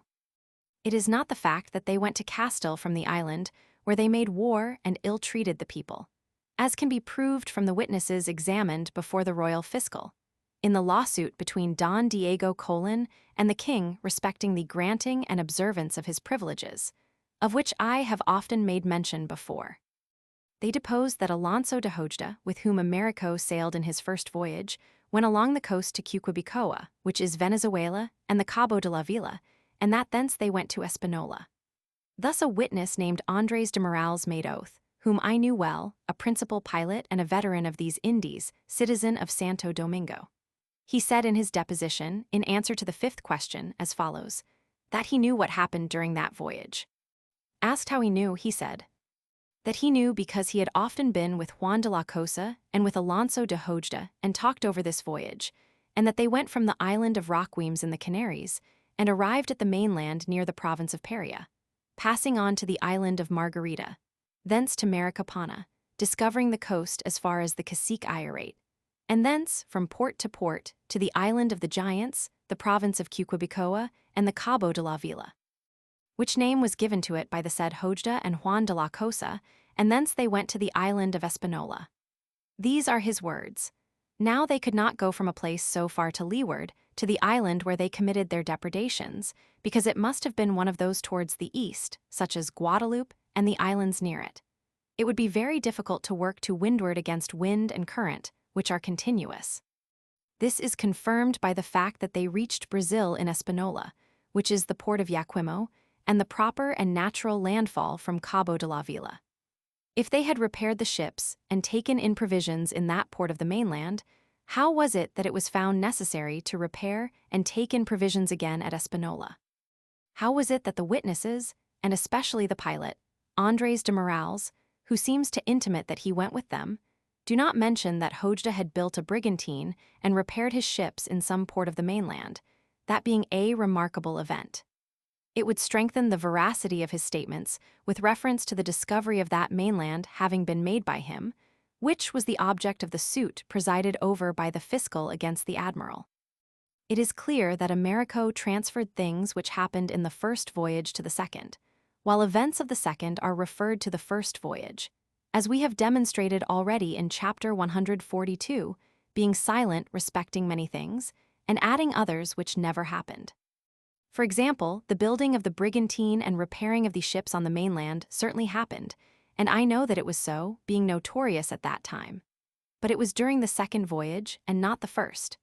While the coming to the island Espanola, where certain scandals were caused by Hojda, to which I shall presently refer, took place in the first voyage, and not in the second, as Amerigo represents. I further say that Hojda never came to discover, trade, or settle on the mainland, without visiting Espanola. But his coming in the first voyage is denied or concealed by Amerigo by silence. From the time that Hojda left Spain until he arrived at Espanola, there was an interval of 5 months, which does not leave time for all that he is said to have done during that first voyage. Returning to the first voyage of Hojda, with whom Amerigo went by the correct route, and not by the interpolated and confused way alleged by Amerigo, we say that from the province of Cuquibicoa, now called Venezuela, and the Cabo de la Vila, he came to this island of Espanola, and anchored on the 5th of September, as I have already said in chapter 164. At Brazil, which is in the province of Yaquimo, and I even believe further down, near that which is now called Cabana, the land and dominion of a king named Hanaguiaba. The Spaniards, who were in that province of Yaquimo, presently knew of the arrival, either from the Indians, or because they saw the vessels come in from the sea. They knew that it was Hojda, and word was presently sent to the admiral, who was at San Domingo, having recently made peace with Roldan and his companions. The admiral ordered 2 or 3 caravels to be got ready, and sent Roldan with a force to prohibit the cutting of Brazil wood, suspecting that Hojda would load with it. Roldan was also ordered to prevent the newcomer from doing any other mischief, as Hojda was known to be most audacious in doing what he chose, it being a word and a deed with him, as they say. Roldan arrived at the port of Yaquimo, or near it, with his caravels, and landed on the 29th of that month of September. He then learnt from the Indians that Hojda was close by. Roldan, with 26 of his men, came within a league and a half, and sent 5 men by night, as spies, to see what force was with Hojda. They found that he was coming to reconnoiter Roldan, for the Indians had told him that Roldan had arrived with a large force in 3 caravels. Roldan was known and feared in all that land, and the natives told Hojda that Roldan had sent for him to come where he was, but this was not the case. Hojda only had 15 men with him, having left the rest in his 4 ships, which were in a port at a distance of 8 leagues. He had come to get bread in the village of the cacique Hanaguyaba, and they were making it, not venturing to do anything else, fearing that Roldan would come to seize them. Hojda, with 5 or 6 men, came to where Roldan was and entered into general conversation, Roldan inquiring how Hojda had come to that island, and especially to that part of it, without leave from the admiral, and why he had not first gone to where the admiral was. Hojda answered that he was on a voyage of discovery, and that he was in great need of provisions and his ships of repairs, so that he had no other alternative, and that he could not reach any nearer place. Roldan then asked him by what right he was making discoveries, and whether he had a royal license that he could show to entitle him to get supplies without asking the permission of the governor. He answered that he had such a license, but that it was on board his ship, 8 leagues distant. Roldan said that it must be shown to him, otherwise he would be unable to give an account to the admiral concerning the business on which he had been sent. Hojda complied as far as he was able, saying that when he was dispatched from that port, he would go to make his reverence to the admiral, and to tell him many things, some of which he mentioned to Roldan. These were, I have no doubt, the questions then spoken of at court, touching the deprivation of the admiral, for, as Roldan wrote, they were things which were not fit to be discussed in letters. Roldan left Hojda there, and went with his caravels to the place where the caravels of Hojda were at anchor, and found some persons on board who had been in Espanola with the admiral, and had served with him in the discovery of Paria, having returned in the 5 ships, especially one Juan Velázquez and Juan Vizcaino, who showed him the concession signed by the bishop Don Juan de Fonseca, which I have already mentioned in chapter 164. They informed him of the events of the voyage, and how much of the mainland they had discovered, and how they had lost 1 man killed, and 20 or more wounded in a fight, as was stated in the said chapter 164, in which it is proved that this happened during the first voyage of Hojda. Francisco Roldan also learnt from them that they had found gold, and brought it in the form of guananas, which are certain trinkets, well and artificially worked, such as they know how to make in Castile. But the gold was below the standard. They brought antlers, and said they had seen deer, rabbits, and the skin of a tiger cat, also a collar made of the nails of animals, all which was news to those who lived in Espanola. Roldan, knowing this, and believing that Hojda would do what he had promised, that is, that when he had got his supply of bread in that village, he would go to the port of San Domingo to visit the admiral by land, ordered the caravels to do what they had to do, and I believe this was to get a cargo of Brazil wood. Roldan went from Yaquimo to Zaragua, a distance of 18 leagues, and visited the Christians who were allotted to the villages of the Indians, doing what seemed best to him, and then returned to report the things that had been said to him by Hojda to the admiral, which could not have been the best news in the world. For when the 5 ships came with intelligence of the rebellion of Roldan, they discussed at court the deposition of the admiral, a thing which Hojda would not be the last to know, being favored by the bishop Don Juan de Fonseca, and neither being friendly to the admiral and his affairs. As regards the bishop, this was quite notorious, and I saw it with my eyes, felt it with my feeling, and understood it with my understanding. As to Hojda, it appeared afterwards that he must have left Espanola, discontented with the admiral. Chapter 169. Roldan took leave of Hojda, believing that everything that glittered was gold, and Hojda, having got the bread about which he had arranged, instead of taking the road to Santo Domingo to see the admiral, and give an account to him of what he had done during his voyage, as he had promised to Roldan, and to report the news from Castile, went with his 4 ships towards the west, in the direction of the Gulf and port of Zaragua. The Christians who were living there, in the villages of the caciques, received him with joy, and gave him and his people all they needed, although not from the sweat of their own brows, but from that of the Indians, for of the latter the Spaniards are accustomed to be very liberal. As one of their caravels was very unseaworthy, and could no longer be kept above water, they made the Indians work, and they gave much help until she was repaired, assisting in every other way that was needed. While he was there, he found that there were people who regretted the free life they had been so recently leading under Roldan, who were ill-disposed towards the affairs of the admiral, and who were discontented because they could not now do as they pleased. One of their most common complaints was that their wages were not paid. Hojda, moved either by the disposition he found in these people or by the expectation of profit for himself, began to encourage the discontent, saying that he would join with them, and, uniting them with his own people, that he would go to the admiral and demand payment in the name of the sovereigns, and force him to pay, even if he did so unwillingly. He declared that he had powers from the sovereigns to do this, and that he and Alonso de Carvajal had received them, when the admiral returned in the year 1498, that they might come and constrain him to make the payments. He added many other arguments, according to what they said, in great prejudice of the admiral, and to excite the people against him, to which the greater part inclined, being unprincipled men, friends of turbulence and unrest, and without fear either of God or of the mischief that would follow in that island, both to Christians and Indians. There were some, however, who did not wish to join in the foolish and evil deeds of Hojda. These were in a certain farm or village near Zaragua, for all were scattered among the Indian villages to be fed and maintained by the natives, which could not be done if they all remained together. As these men refused their approval when they were incited, either by letters or by word of mouth, or because they had among them someone who was obnoxious to Hojda in times past, he arranged one night, in concert with those who had joined him, to attack the loyal men and wreak his vengeance on them, or do them some other injury. And this was done, with the result that several men were killed and wounded on both sides. This caused great scandal in the land, among Indians as well as Christians, so that disturbances even worse than those of Roldan, recently appeased, would have arisen if God, using the same Roldan as his instrument, had not obviated the danger. Roldan now returned from Santo Domingo to Zaragua, either because the admiral suspected that Hojda would return and cause injury, both to Christians and Indians, and wished to be certain that he had left the island, or because he had received intelligence from the Christians who remained loyal of what was taking place, for they sent messages by Indians every 8 days. He finally dispatched Roldan to Zaragua, who heard on the road of the scandals and mischief done by Hojda and of the object he announced.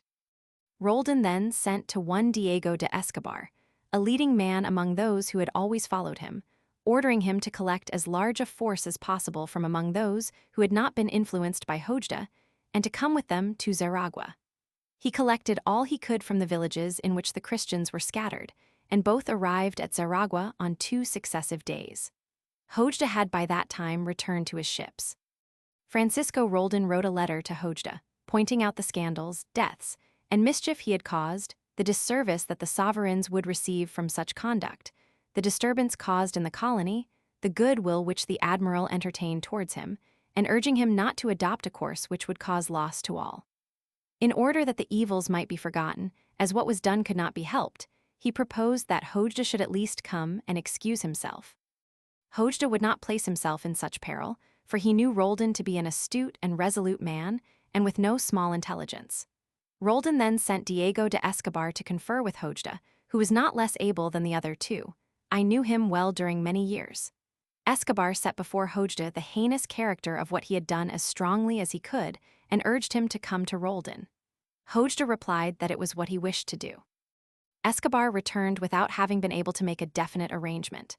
But Roldan, believing that Hojda would agree, sent one Diego de Truxillo, who, as soon as he came on board the ship, was seized and put in irons.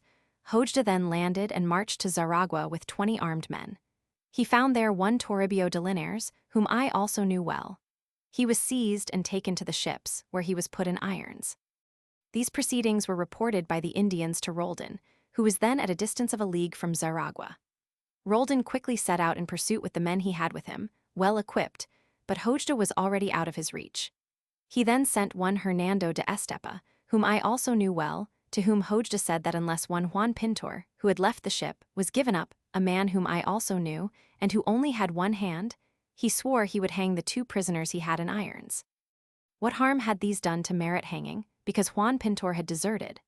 Hojda got under way with his ships, and proceeded along the coast to some villages and a province called Caje, where there is a charming country and people, 10 or 12 leagues from Zaragua. Here he landed with 40 men, and seized all the provisions he wanted by force, especially yams and sweet potatoes, for here are the best and finest in the island, leaving both Christians and Indians in great want. Seeing that he had made sail, Roldan sent Diego de Escobar along the seashore in pursuit with 25 men. But as they arrived at night, Hojda had already returned to his ships.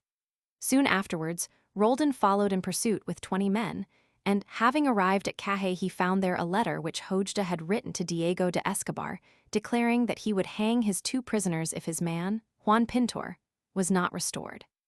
Roldan then ordered Diego de Escobar to get into a canoe, manned, as the sailors say, by Indian rowers, and to go within hail of the ships. He was to tell Hojda, on the part of Roldan, that as he would not trust him and come to speak with him, he was willing to come to the ships, trusting in his honor, and asking that he would send a boat with this object. Hojda perceived that his game was now made, but another thought occurred to him, which was that Francisco Roldan had brought his drums on his back, as the saying is. Hojda sent a very good boat, for he had only one such, with 8 very valiant seamen, with their lances, swords, and shields. Coming within a stone's throw of the beach, they called out that Roldan should embark. Roldan asked, "How many did the captain say were to come with me?" They answered, 5 or 6 men. Roldan presently ordered that Diego de Escobar should get in first, then Piero Bello, Montoya, and Hernan Bravo and Bolanos. They would not consent that any more should get into the boat. Then Roldan said to one Pedro de Alanes that he must take him to the boat on his back, and as he wanted someone else at his side, he took another man named Salvador. Having all got into the boat, Roldan dissimulated, saying to those who were rowing that they should row towards the land. They did not wish to do so. He and his men put their hands to their swords, and laid about them with such effect that some were killed, others jumped overboard, and all were made prisoners, as well as an Indian archer kidnapped from the islands, only one escaping by swimming. They were brought on shore, and thus Hojda was left without his best boat, of which he had much need, and also without quite so much pride and insolence. Hojda, seeing that his artifice had failed, and his intentions were frustrated, resolved to resume the negotiation with more humility. So he got into a small boat with Juan de la Cosa, his principal pilot, a gunner, and 4 more, and pulled towards the shore. Francisco Roldan, knowing him to be reckless and valiant, and even thinking that he might venture to attack, got ready the large boat with 7 rowers and 15 fighting men, and a good canoe capable of holding 15 more, all a pique, as the sailors say. Being on the water, as soon as they were within hailing distance, Hojda said that he wished to speak with Francisco Roldan. Coming nearer, Francisco Roldan asked him why he had perpetrated those scandalous and culpable acts. He replied that it was because they told him that the admiral had given orders to apprehend him. Roldan assured him that it was false, and that the admiral had no intention of doing him harm, but rather to help him and do him honor, and that if he would come to Santo Domingo, he would find this to be true by his own experience. Finally, Hojda asked that his boat and men might be restored, no longer caring about Juan Pintor, representing that he could not return to Spain without his boat. Francisco Roldan saw the difficulty in which Hojda was placed, for there had been a terrible gale just before, and Hojda's largest ship had dragged her anchors, and had been driven more than 2 crossbow shots nearer the shore, where there was danger of ship and crew being lost. Also because if Hojda remained on the island, there would be greater confusion caused by him than had previously been caused by Roldan himself. For these reasons, Roldan decided to restore the boat with the men, if Hojda would restore the 2 prisoners he had seized and ill-treated. This was arranged. He departed to make an incursion, which he said he had to make, and according to what a clergyman who was with him said, and 2 or 3 other honest men who were left, the raid that he sought to make was what he intended to do against the person and affairs of the admiral, and I firmly believe that he had means of knowing that the sovereigns were considering the removal of the admiral from his place. For Hojda was in favor with the Bishop Fonseca, and on the other hand, the same bishop always viewed the admiral with disfavor, justly or unjustly. As to men I say, God knows. According to what I suspect, when Hojda left Espanola, he went to load his ships with Indians, either in some part of that island, or in the island of San Juan, or in some of the neighboring islands, for he brought to Spain and sold at Cadiz 222 slaves, as Amerigo confessed in his first navigation. This, with the other injuries and outrages perpetrated on Christians and Indians by Hojda, was his cargo. From what has been seen in this chapter, the falsehoods of Amerigo are apparent, and the tyrannies committed in this his first voyage, when he accompanied Hojda, as well as the way in which he confused the events of the two voyages, are now made as evident as that the sun shines. Amerigo says, respecting the scandals of Hojda which took place during the first voyage, but which he places in the second, as follows. We departed, and, for the sake of obtaining many things of which we were in need, we shaped a course for the island of Antigua, being that which Christopher Columbus discovered a few years ago. Here we took many supplies on board, and remained 2 months and 17 days. Here we endured many dangers and troubles from the same Christians who were in this island with Columbus. I believe this was caused by envy, but to avoid prolixity, I will refrain from recounting what happened. We departed from the said island on the 22nd of July. All this is false. He says that he does not describe the troubles they suffered to avoid prolixity, giving to understand that they suffered unjustly, and he does not tell the cause or what were the outrages that they committed. Moreover, to place these scandals in the second voyage is also false, as has already been sufficiently shown. To state that the date of departure was the 22nd of July is still more false. For that date was almost at the end of February in the year 1500, and I even believe in March, as appears from the letters which I saw and had in my possession. I know the handwriting of Francisco Roldan, who wrote every 8 or 15 days to the admiral, when he went to watch Hojda. The fact is that the date which should belong to the second he put in the first voyage, and the outrages and harm those who were with him did in the first, he referred to as injuries done to them, without provocation in the second voyage. Evidence of witnesses, in the lawsuit, respecting the voyage of Pinzon and Solis. Antonio Garcia, a pilot, saw the drawing of what had been discovered by Juan Diaz, and it is all one coast. Vicente Yanez Pinzon deposed that this witness and Juan de Solis went by order of their highnesses, and discovered all the land that up to this time has been discovered from the island of Guanaja to the province of Camarona, following the coast towards the east as far as the provinces of Chabaca and Pintagran, which were discovered by this witness and Juan de Solis, who likewise discovered, in following along the coast, a great bay to which they gave the name of the Bay of the Nativity. Thence this witness discovered the mountains of Caria and other land further on. Rodrigo de Bastidas said that Yanez and Juan Diaz de Solis went to discover below Veragua. He did not know how much they discovered, but it is all one coast with that which was first discovered by the admiral. Nicolas Perez said that the admiral, in that voyage when he went to Veragua, discovered Cape Gracias a Dios, and that all beyond that is discovered was discovered by Yanez and Juan Diaz de Solis, that this appears by the sea chart drawn by them, and that by it all who go to those parts are guided. Pedro de Ledesma, pilot, said that he went in company of Vicente Yanez and Juan Solis by order of their highnesses, and saw what Vicente Yanez and Juan de Solis discovered beyond the land of Veragua, in a part towards the north, all that which has been made known up to the present time, from the island of Guanaja towards the north. And that these lands are called Chabaca and Pintagran, and that they reached in a northerly direction as far as 2312 degrees, and that in this part the said Don Cristobal Colon neither went, nor discovered, nor saw. Las Casas on the voyage of Pinzon and Solis. After the admiral left the solitude and the hardships he suffered in Jamaica, and came to Castile, it being known what he had discovered, there presently agreed together one Juan Diaz de Solis and Vicente Yanez Pinzon, brother of Martin A. Pinzon, of whom we said that he helped the admiral to fit out in the town of Palos, and went with him, taking Vicente Yanez and another brother, when he sailed on the first voyage to discover these Indies.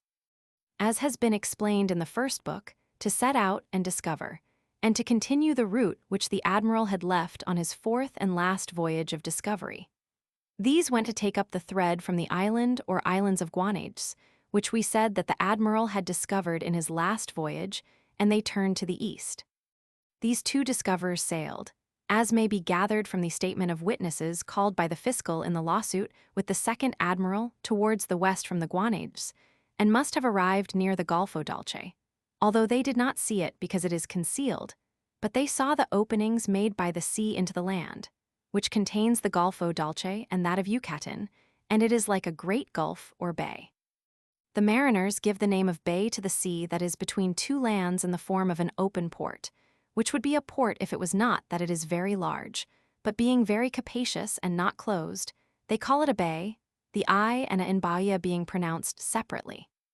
Thus, as they saw that great angle made by the sea between the two lands, the one which is on the left hand having its back to the east, and this is the coast which contains the port of Caballos and in front of it the Golfo Dolce, and the other on the right hand, which is the coast of the province of Yucatan.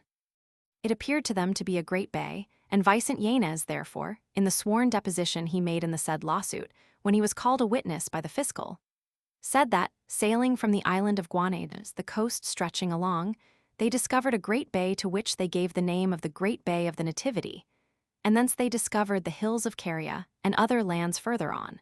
According to the other witnesses, they then turned north. From all this it appears cert that they then discovered a great part of the kingdom of Yucatan, but as afterwards there was no one who would continue that discovery, nothing more was known of the edifices of that kingdom, whence the territory and grandeur of the kingdoms of New Spain might easily have been discovered.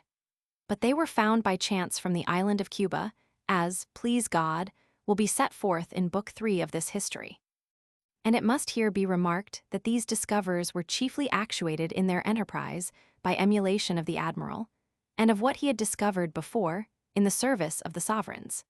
As if the admiral had not been the first to open the gates of the ocean, which had been closed for so many thousands of ages before, and had not shown the light by which all might see how to discover.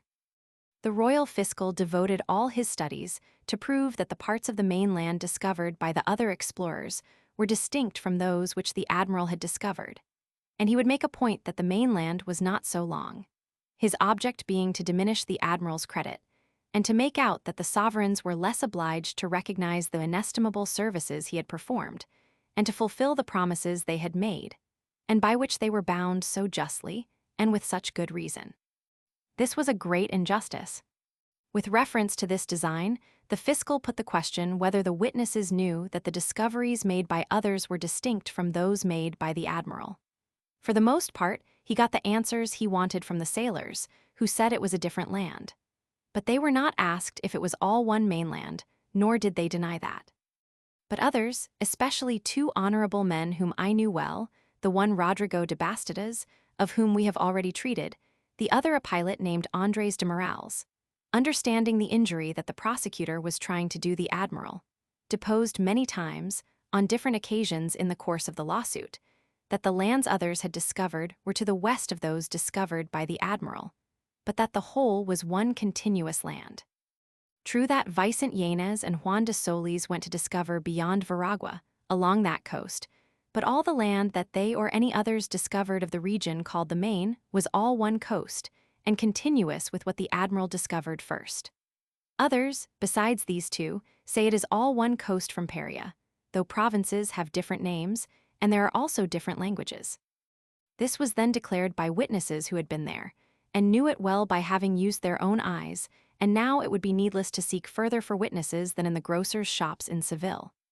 Thus it cannot be denied to the admiral, except with great injustice, that as he was the first discoverer of those Indies, so he was also of the whole of our mainland, and to him is due the credit, by discovering the province of Paria, which is a part of all that land. For it was he that put the thread into the hands of the rest, by which they found the clue to more distant parts. Consequently, his rights ought most justly to be complied with and respected throughout all that land, even if the region was still more extensive, just as they should be respected in Espanola and the other islands. For it was not necessary for him to go to every part, any more than it is necessary in taking possession of an estate, as the jurists hold.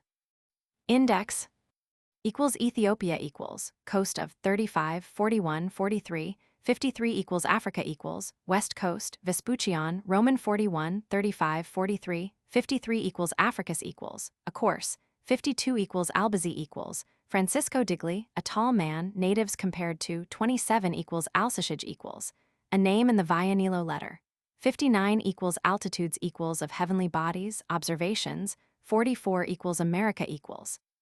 Objection of Las Casas and Herrera to the name, Roman 39, 76 equals animals equals enumerated as seen in the first voyage, 17, 87 equals Antarctic Circle equals, approach to 39, 45 equals Antiglia equals, or Antilla, Roman 24, Roman 36 N, 29, 83, 107 C equals Espanola equals astrolabe equals, 45, 65 equals Atlantic equals, passages across.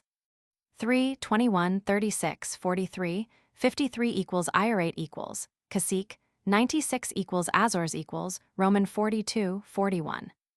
Equals Badajoz equals commission, Roman 8N, Roman 15 equals Bahamas equals, Roman 27 equals Bahia equals, Roman 43, 53 equals Balboa equals, Vasco Nunes de, Roman 15 equals Bandini equals, his life of Vespucci, Roman 2 equals baptisms equals performed by Vespucci and his companions, 17.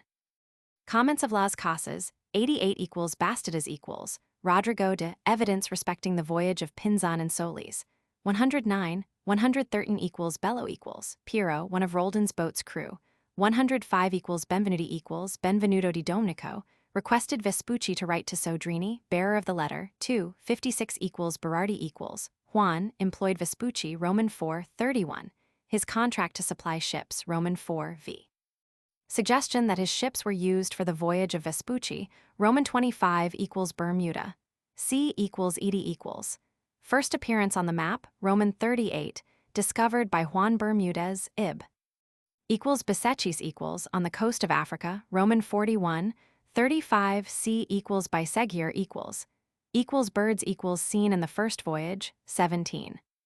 Comments of Las Casas, 88 equals Bisegir equals, or Bezequich, 43 equals Bobadilla equals, Roman 15 equals Bolanos equals, one of Roldan's boat's crew, 105 equals book equals a Vespucci, see 4 voyages, equals Bravo equals, Hernan, one of Roldan's boat's crew, 105 equals Brasil equals in Espanola, Hojda at 80, 97, 98 equals Brazil equals, coast of Vespuccion, Roman 12, Roman 41. 36 natives, 36, 37, 45, 46 cannibals, 37, 38, 47 trees, 39, 48 fort built, 55. Equals Cabot equals, Sebastian, as to observations of Vespucci, Roman 8 N equals Cabral equals, Pedro Alvarez, met Portuguese expedition on return from India, Roman 41 N equals Cadiz equals, Vespucci sent as a commercial agent to, Roman 4. Departure of Vespucci from 3, 4, 21, 75 return to, 21, 30 return of Hojda to, 34. Slaves sold at 19, 21 equals Cahe equals, 104 equals Calicut equals, 53 equals Camarona equals, province, Pinzon and Solis at, 109 equals Canaria Gran equals, Vespucci at distance from Lisbon, 4, 21, Hojda touched at, 32, 85. Vespucci at with the Portuguese, 35, 43 equals Cancer equals, Tropic of, 17 equals Canafistola equals, Tree, 39 equals Cannibals equals, 32, 37, 38, 47 equals Canoe equals. Chase of in the Gulf of Paria, 23 equals Canopus equals, 49 equals Cannavi equals. Life of Vespucci by, Roman 3 equals Cape Verde equals, 43, 44 equals Cape Verde Isles equals, 21. 28, 53, 69 equals Capricorn equals, Tropic, 39, 48 equals Carabi equals. A native word mentioned by Vespucci, Roman 23, Roman 29, 17, 89 equals Caria equals, Mountains, Roman 33, 109, 112 equals Cariaco equals, Gulf, X, 92 equals Caribs equals, 32 equals Carnesecchi equals, priest who brought news of Geronica Vespucci. Roman 4 equals Carvegel equals, Alonso de, 102 equals Cascia equals trees, 29 equals Kazabi equals, food of natives, Roman 23, XXX, 11 equals Cerezo equals, Maria, wife of Vespucci, pension, Roman 15 equals Chabaca equals, Pinzon and Solis voyage, Roman 33, 109-10 equals chart equals, 45 C equals Padron real equals, 64. 65 equals climates equals as divisions of the globe referred to by Vespucci, 4, 17, 35 equals Silho equals, Gonzalo, expedition to Brazil, Vespucci not with him, Roman 42, 52 N equals Columba equals, name proposed by Las Casas instead of America, 76 equals Columbus equals, Christopher. Government broke faith with, V. Vespucci contracted for voyages of, Roman 6 mentioned once by Vespucci, Roman 6, Roman 12, 29 letter to his son in which Vespucci is mentioned. 57 true discover of the mainland, 68, 69, 75, 78, 113, 114 at San Domingo, when Hojdeh arrived on the coast, 98 equals Columbus equals Diego lawsuit. Efforts made to show that others made discoveries besides the admiral, Roman 34. Proofs of his father's discoveries, Roman 12, 73, 96 equals Columbus equals Fernando. Possessed a copy of the printed letters of Vespucci, Roman 35, 84 equals Caquibacoa equals, Province 33, 91, 96, 98 equals Cosa equals, Juan de la with Hojdeh, Roman 8, 31, 71, 73, 85, 96. Account of a voyage in Vianilo's letter, Roman 13, Roman 14, 5861, called Juan Vizcaíno, 81, 100, in a boat to parley with Roldan, 105 map, sci. Evidence against Vespucci from map of Roman 35 Cosmographiae Introductio, Roman 18 equals course equals, C equals winds equals crocodiles equals, C equals lagartos equals cumana equals, 91 equals Cuquibacoa equals, C equals Caquibacoa equals Curacoa equals, Isle C equals Isla de los Gigantes equals, 33. Equals Dante equals, quoted by Vespucci, Roman 7, 3 equals Davozac equals, his opinion of Vespucci, I equals Dominica equals, C equals Edie equals Drago equals, Boca del, X, 30, 32, 72, 79, 87, on the map of Juan de la Cosa, sci. Equals Escobar equals Diego de, sent by Roldan to negotiate with Hojdeh, 103, 104 equals Espinola equals, arrival of Vespucci at 29, Hojdeh at X 3398, 106 equals Ethiopia equals, coast 35, 41, 43, 53 equals Ethiopic promontory equals, so called by Ptolemy 43. Equals Ferdinand equals king, alleged to have sent Vespucci, 2, 3, 35, 72. His bad appointments, Roman 14, Roman 15 equals Fernando Noronha equals, Isles, shipwreck at Roman 42, 53, 54 equals fish equals, loaves made of 14, 87 equals fishery equals of Parchai on the African coast, 35 equals Flechado equals, Puerto of Hojdeh, 33 equals Florida equals, concession to Ponce de Leon, evidence against Vespucci from Roman 38 equals Fonseca equals, Bishop of Palencia, sent Hojdeh. Roman 7, 31, 70, 77, his license to Hojdeh, 77, 101, 106, his opinion of Vespucci, Roman 8, his bad appointments, Roman 15. Maps shown to Peter Martyr by Roman 37, Roman 38 equals food equals of natives, 11 equals Fortunate Isles equals, 4, 43 4 voyages, book supposed to have been written by Vespucci, Roman 21, 11, 16, 39, 51, 55 equals fruits equals, 17, 88. Beer made from, 24 equals Fuoco equals, Isle, 21. Equals Galatut equals, C equals Calicut equals Garcia equals Antonio a pilot his evidence 109.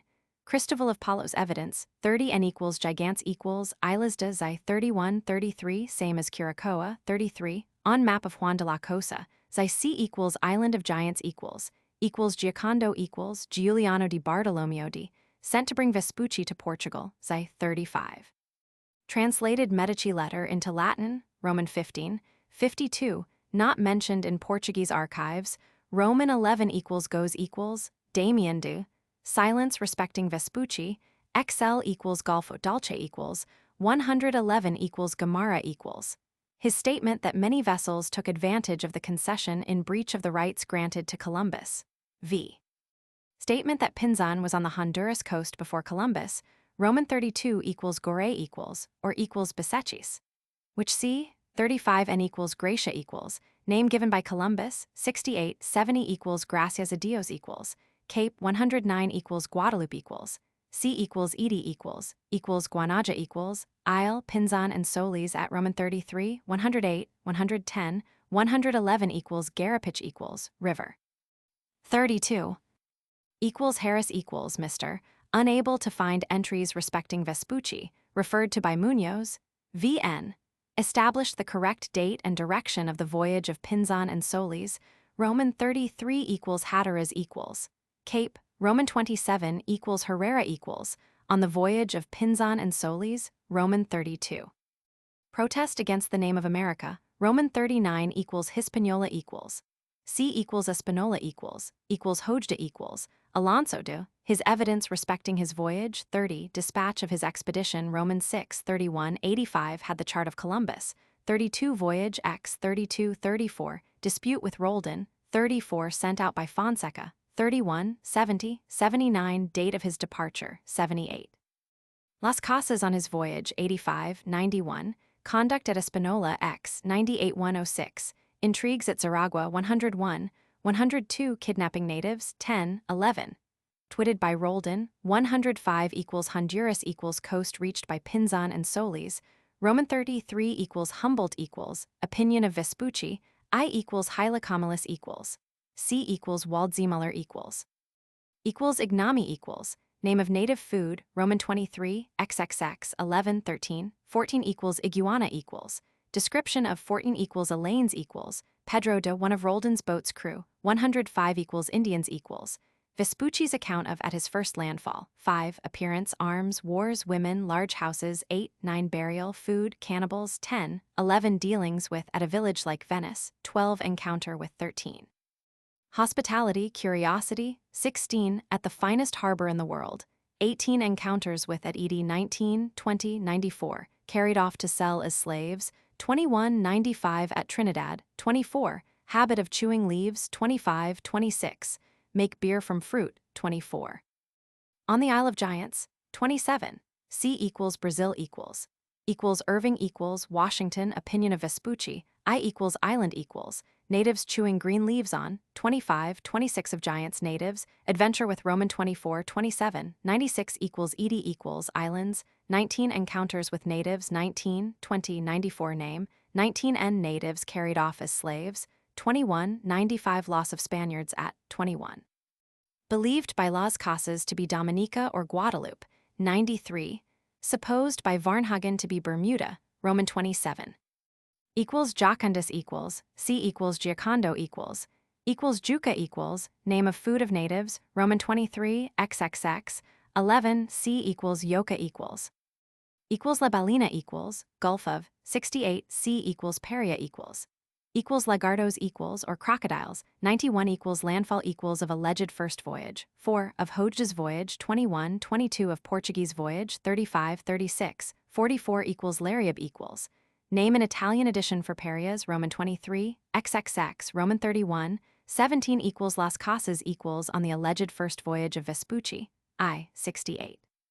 Objection to the name America, Roman 39, 76, proofs of the untruthfulness of Vespucci, Roman 8, Roman 39, 83, 87, 89, 97, 107 comments on baptisms by Vespucci, 88. His account of the conduct of Hojda at Espanola, X, 98, 106, evidence from Roldan that the encounter, when one Spaniard was killed and about 20 wounded, was during Hojda's voyage, Roman 29, 81. On the voyage of Pinzon and Solis, Roman 32, 111 equals latitude equals of Canaria, of landfall on first voyage, 4 of land reached in first voyage, 17 of landfall on second voyage, 22 wrong latitude for coast of Spanish Main, 29 of Besechis, 35 of landfall on coast of Brazil, 36 of Cape St. Augustine, Roman 8N, 38 beyond the Tropic of Capricorn, 39, 45. Of land sighted far south, 40 marvelous latitude for Malacca, 53 of the fort on the coast of Brazil, 55 equals lawsuit equals of Diego Columbus, evidence of Hojda, 30 of Pinzon, 109 of Ledesma, Roman 32, 110 of Antonio Garcia, 109 of Bastidas, 109. Of Nicolas Perez, 109 equals leaves equals, habit of chewing, 25, 26 equals Ledesma equals, Pedro de, his age, Roman 33, statement that Pinzon and Solis went north, Roman 33, 110. Account of 110 N equals Leon equals, Ponce de, concession to discover Florida, Roman 38 equals Linares equals, Toribio de detained Hojda, 104 equals Lisbon equals, Vespucci at when he wrote to Sodrini, Roman 7, 2 distance from Gran Canaria, 4. Vespucci sailed from Zai, 35 return, 41 sailed a second time, Roman 42, 52 return, 56 distance to equator, 50. Vespucci at when the Cantino map was drawn, Roman 36 equals longitude equals. Alleged observation for landfall for first voyage, 4 equals Lorraine equals, Duke of C equals Rene equals. Equals Malacca equals, departure of Vespucci to discover, 53 latitude, 53 N equals Mandraga equals, 43 equals Manil equals, King of Portugal, voyage of Vespucci by order of, 2 equals Maracaibo equals. C equals San Bartolome equals Maracapana equals, 91, 96 equals Margarita equals, Isle X 30, 72, 73, 89, 91, 96. On the map of Juan de la Cosa, Roman 11 equals Martyr equals, Peter, direction of the voyage age of Pinzon and Solis fixed by his mention of Chabaca and Pintagrin, Roman 34 evidence of, 74, 79 opinion of Vespucci, Roman 8. Evidence that Vespucci helped in the Cantino map, Roman 37 N equals Mequinas equals, alluded to by Vespucci, Roman 7, 2 equals Medici letter equals, Roman 12, Roman 15, 42.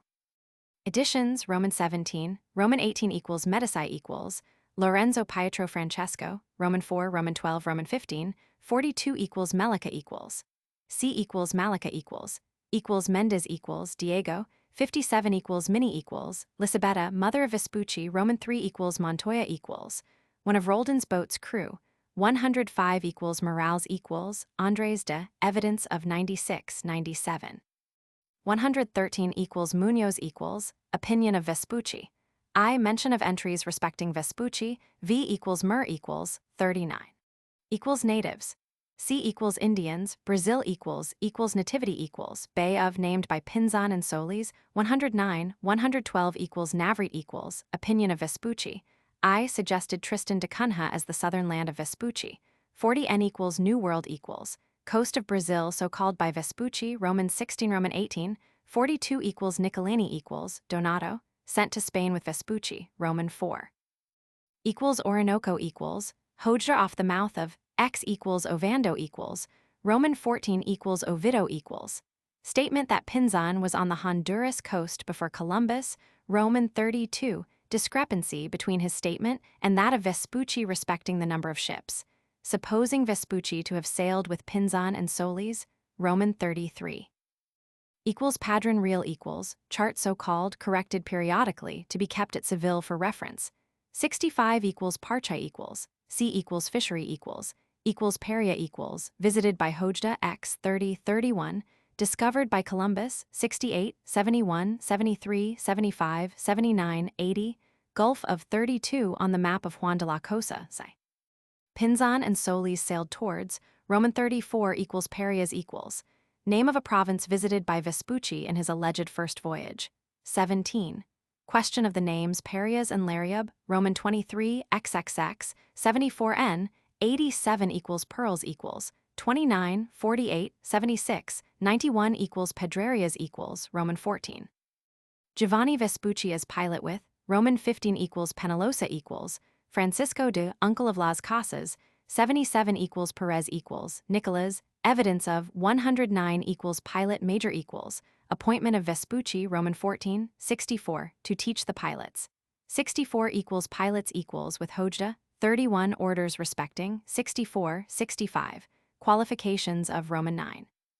Giovanni Vespucci appointed, Roman 15 equals Pinelo equals, treasurer, receipt for Vespucci of money to pay sailors. 5 equals Pintagrin equals, in voyage of Pinzon and Solis, Roman 33, 109, 110, C equals Martyr equals, Peter, equals Pintor equals, Juan, a deserter from Hojda, 104, 106 equals Pinzon equals, Vicent Yanez, evidence at the lawsuit, Roman 32, 109, 111. 113, direction of voyage, Roman 34, projected voyage with Vespucci, Roman 13, date of voyage with Solis, Roman 33 equals Pliny equals, quoted by Vespucci, Roman 7, 2, 48 equals Polycletus equals, Roman 7, 48 equals Portugal equals, King of Manil, sent for Vespucci, Xi 34 C equals Vespucci equals. Vespucci hoped the king would return his journal.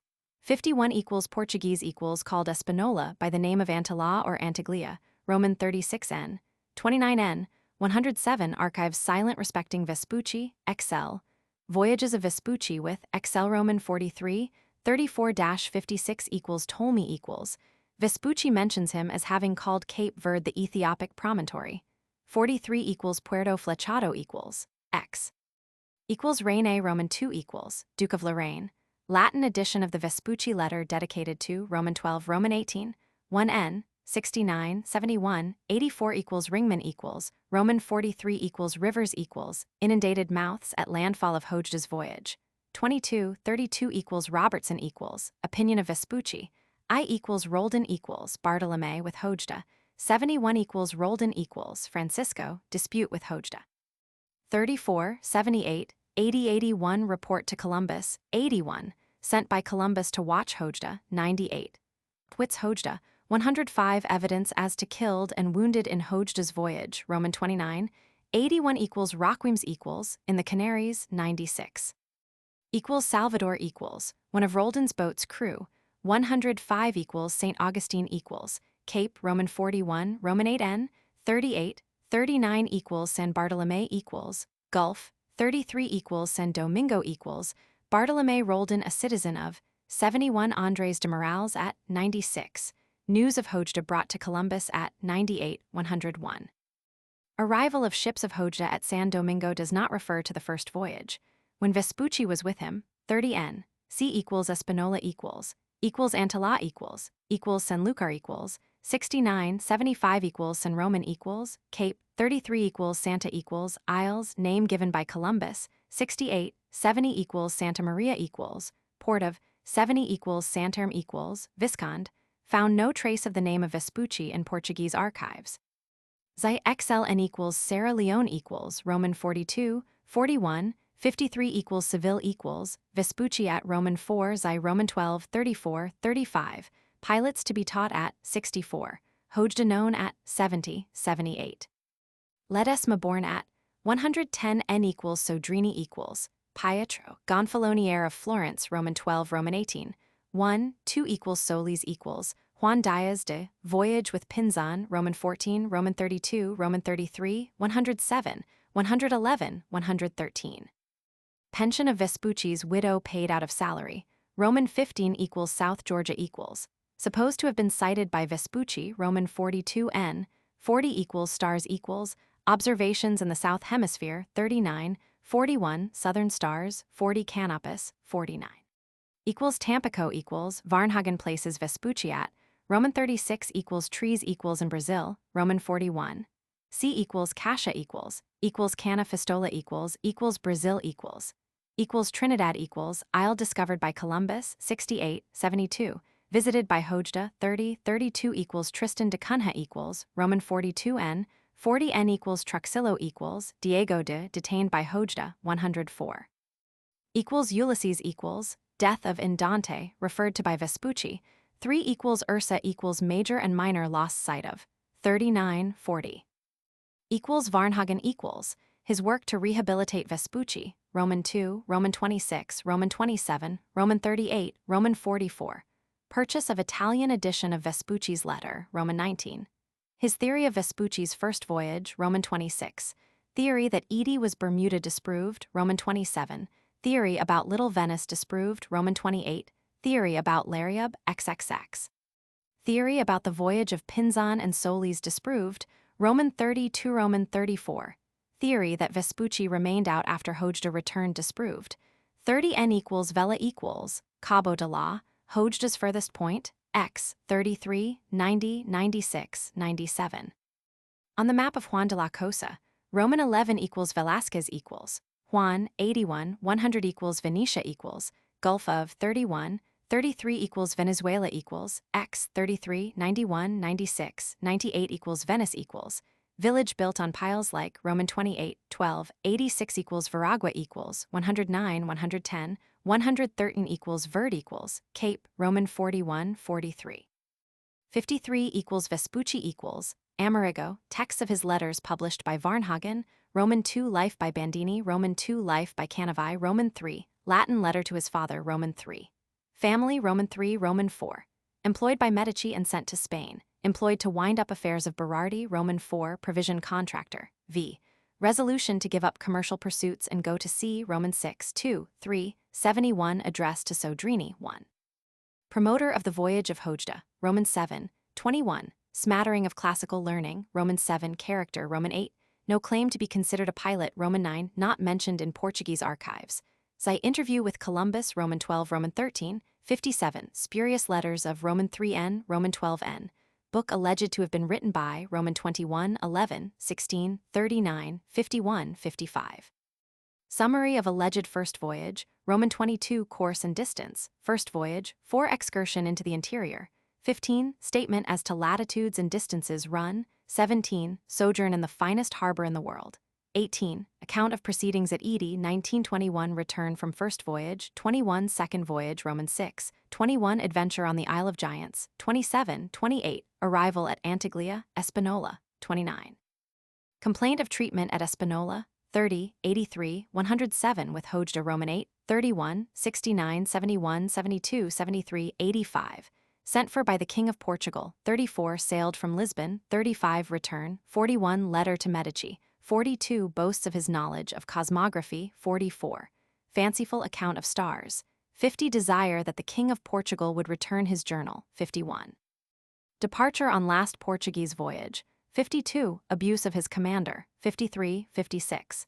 Mistake of Vianello respecting Roman 13, 58, letter of naturalization, Roman 13, 61, appointment as chief pilot, Roman 14, 63, 67, Las Caras on his first voyage, 68, 69, injury to Columbus, 82, 83, 85, accounts of natives fictitious, 86. Account of visit to Espanola false, 96, 107, 108. Projected voyage with Pinzon, Roman 13, Hispanicisms in his letter, Roman 19, Roman 20. Silence respecting comrades, Roman 20, evidence against first voyage, Roman 25, Roman 34, Roman 35, Roman 36. Death of Roman 15 equals Vespucci equals, Nastejo Anastasio, father of Amerigo, Roman 3 equals Vespucci equals, Antonio, brother, Roman 4, Roman 15, 56 equals Vespucci equals, Bartolomeo nephew, Roman 4 equals Vespucci equals, Giorgio Antonio, friar of St. Mark. Master of Amerigo and Sodrini, Roman 3, 2 equals Vespucci equals, Geronimo, brother, Roman 4 equals Vespucci equals, Giovanni nephew, became a pilot. Roman 4, evidence as to his uncle's observations, Roman 8n appointed pilot, Roman 15, Peter Martyr intimate with, Roman 38 equals Vianello equals, Hieronimo, Venetian ambassador, letter giving an account of a voyage of Juan de la Cosa, Roman 13, 58-61 voyages, see 4 voyages. Equals Waldseemüller equals, Martin, or equals Hylacomelus equals, the editor of Cosmographiae Introductio, suggested the name of America, Roman 18, Roman 43 equals winds equals, term used for courses, 19. Equals Zaragua equals, Hojda at 83, 100 rolled in at 100, 103. Equals Yaquimo equals, port in Espanola, Hojda at 33, 80, 97, 98 equals Yucca equals, Roman 23, XXX, 11, 13, 14, C equals Juca equals Yucatan equals, Roman 3, Roman 32. Footnotes. Footnote 1, Amerigo Vespucci, son character, says écrits, même les moins authentiques, Savai et ses navigations. Par F.A. de Varnhagen, Minister du Brasil and Peru. Lima, 1865. Footnote 2, Vita e letter d'Amerigo Vespucci, gentiluomo florentino, Rackelt ed illustrate Doll, Abate Angelo Maria Bendini. 4-2 Firenze, 1745. Footnote 3, Viaggi d'Amerigo Vespucci con la vita, l'elogio, e la dissertazione giusticativa di questo celebre navigator, del padre Stanislao Canavi, del Scuolpai, publico professor di matematico, opera postuma. Firenze, 8 Vo, 1817. Footnote 4, the first of these letters was published by Bandini from a manuscript found in the Riccardi Library at Florence. It is intended to describe the voyage with Hojda in 1499. The second appeared in the edition of Marco Polo by Baldelli in 1827 and was also found in the Riccardi Library. It describes an imaginary voyage to the East Indies. The third describes a Portuguese voyage and was published by Bartolozzi in 1789. It was discovered in the archives of the Old Secretariat of State at Florence, among papers which belonged to the Strozzi Library. All three profess to be addressed to Lorenzo de' Medici. They are reprinted by Varnhagen, pp. 6986. Footnote 6. There are 68 letters to him, 1483-91, chiefly on business matters. Footnote 8. 4 sailed for Espanola, under the command of Aguado, on 5 August 1495. Others were probably used for the voyage of Piero Alonso Nino, which sailed on June 15, 1496, and for the third expedition of Columbus in 1498. Footnote 9. On the authority of Munoz, quoted by Navarrete, Roman 3, 317n. More recent researches have failed to discover these entries seen by Munoz in the second book of Gastos de las Armadas de las Indias of the Casa de Contratación, and Mr. Harris, therefore, assumes that they never existed. This does not follow, and the evidence of so high an authority as Munoz cannot so lightly be set aside. It is true, however, that the evidence of Munoz is not conclusive without documents, and in that case the last date on which Vespucci is mentioned as being at Seville is January 12, 1496. Footnote 10. Pliny the Elder was born 31 years after the death of Mecaenas. Footnote 11. The sculptures of Polycletus and the paintings of Apelles, Macaulay. Footnote 18. Sebastian Cabot only knew of the qualifications of Vespucci from the report of his nephew Giovanni and others. He said, in his evidence before the Badajoz Commission, 13 November 1515, that Vespucci took the altitude at Cape St. Augustine, and that he was expert in taking observations. Giovanni Vespucci also said that his uncle took sights and kept a journal. Nuno Garcia gave similar evidence. Extracts by Munoz from the Registro de Copias de Cédulas de la Casa de la Contratación, Nav, Roman 3, 319. Footnote 21. Las Casas thinks that the islands where the natives were kidnapped, called Iti by Vespucci, were Dominica and Guadeloupe. CP 93. Footnote 22. These dates make the voyage mentioned in an alleged letter of Vespucci, recently found in Holland, quite impossible. This fabulous voyage from Lisbon to Calicut covered the time from March 1500 to November 15, 1501. The letter was printed in Dutch by Jan van Doesborch at Antwerp on December 1, 1508, 12 leaves. Mr. Coote, in the Athenaeum, Jan. 20, 1894, has suggested that the date is a mistake, and that it should be 1505-1506, the date of the Portuguese voyage of Almeida, having found that some incidents in the spurious letter occur also in their account of the voyage of Almeida. But the suggested dates are equally impossible so far as Vespucci is concerned, for he was certainly in Spain during the whole of 1505 and 1506. The letter is clearly a fabrication. Footnote 28. On her death in 1524, her pension was passed on to her sister Catalina. Nav, Roman 3, 324. Footnote 33. Varnhagen thought, from the places and dates of other pamphlets bound up in the same volume with his copy, that it was printed by Piero Pacini, at Pescia, in 1506. Footnote 34. The Spanish trar is used for the Italian porter 4 times, cansado for stanco 3 times, disnudi for ignudi 3 times, salier for esker twice, allerger for allungere twice, dismanparet for abandonate twice, largi for lontani twice, and rugo for priego twice. Other Hispanicisms occur once, namely, usado for ardito, patigna, frivolza circa vicino, brava selvaggio dispedino licenziano, mediana mediocre formosa bella livono portano vascere, vader scusono, ricusano, dolentia infermita relato raccontato, perfido utilita dimostra indizio fulgado spassato di basso sada, sabijuria sapienza corrigimo reconcimo difsono impedierno jurata in unrio. Incagliata in unfume, dispopolato, disabitato, damnato demigiato. Footnote 35.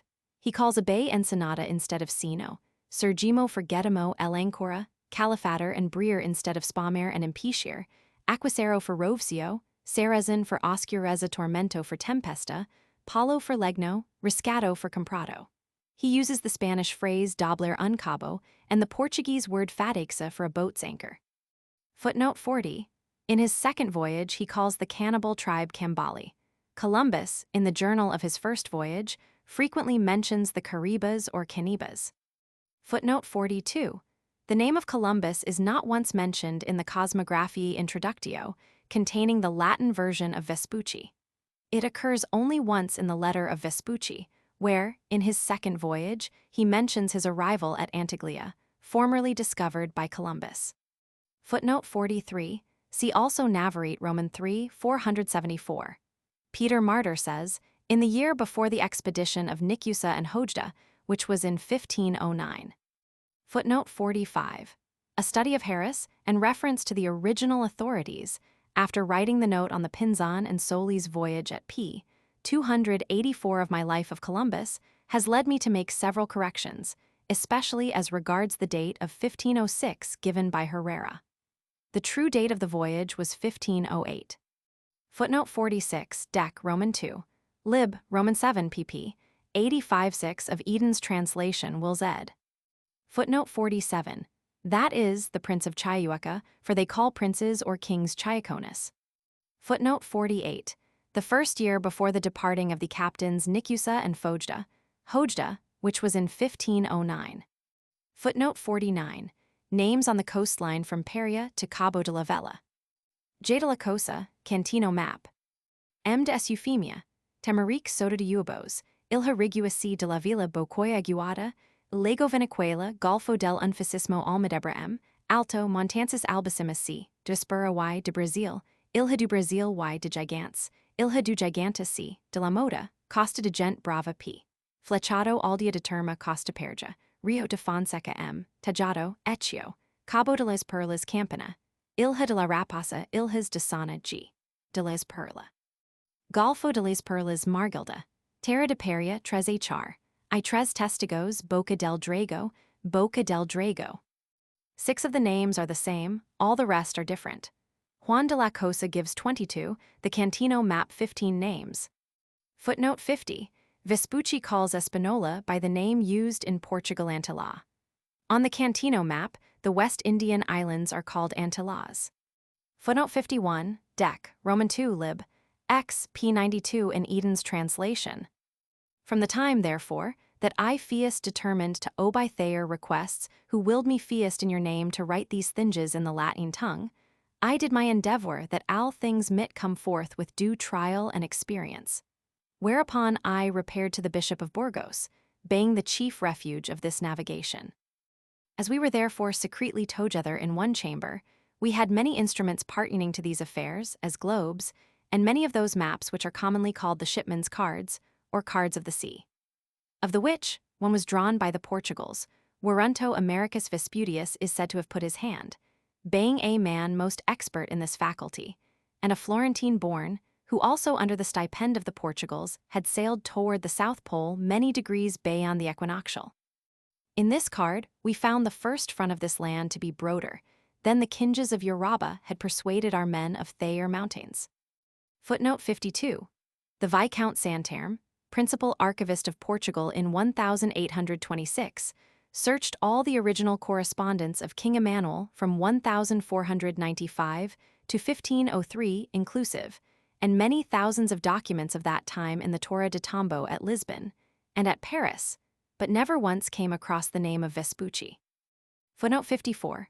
A Portuguese pilot who wrote an account of the voyage of Pedro Alvarez Cabral to India says that on their return, on reaching the land near Cape Verde called Besenec, they met 3 Portuguese ships sent to discover the new land found by Cabral on the voyage out, Colxion de Noticias, etc., Lisboa, 1812, cap.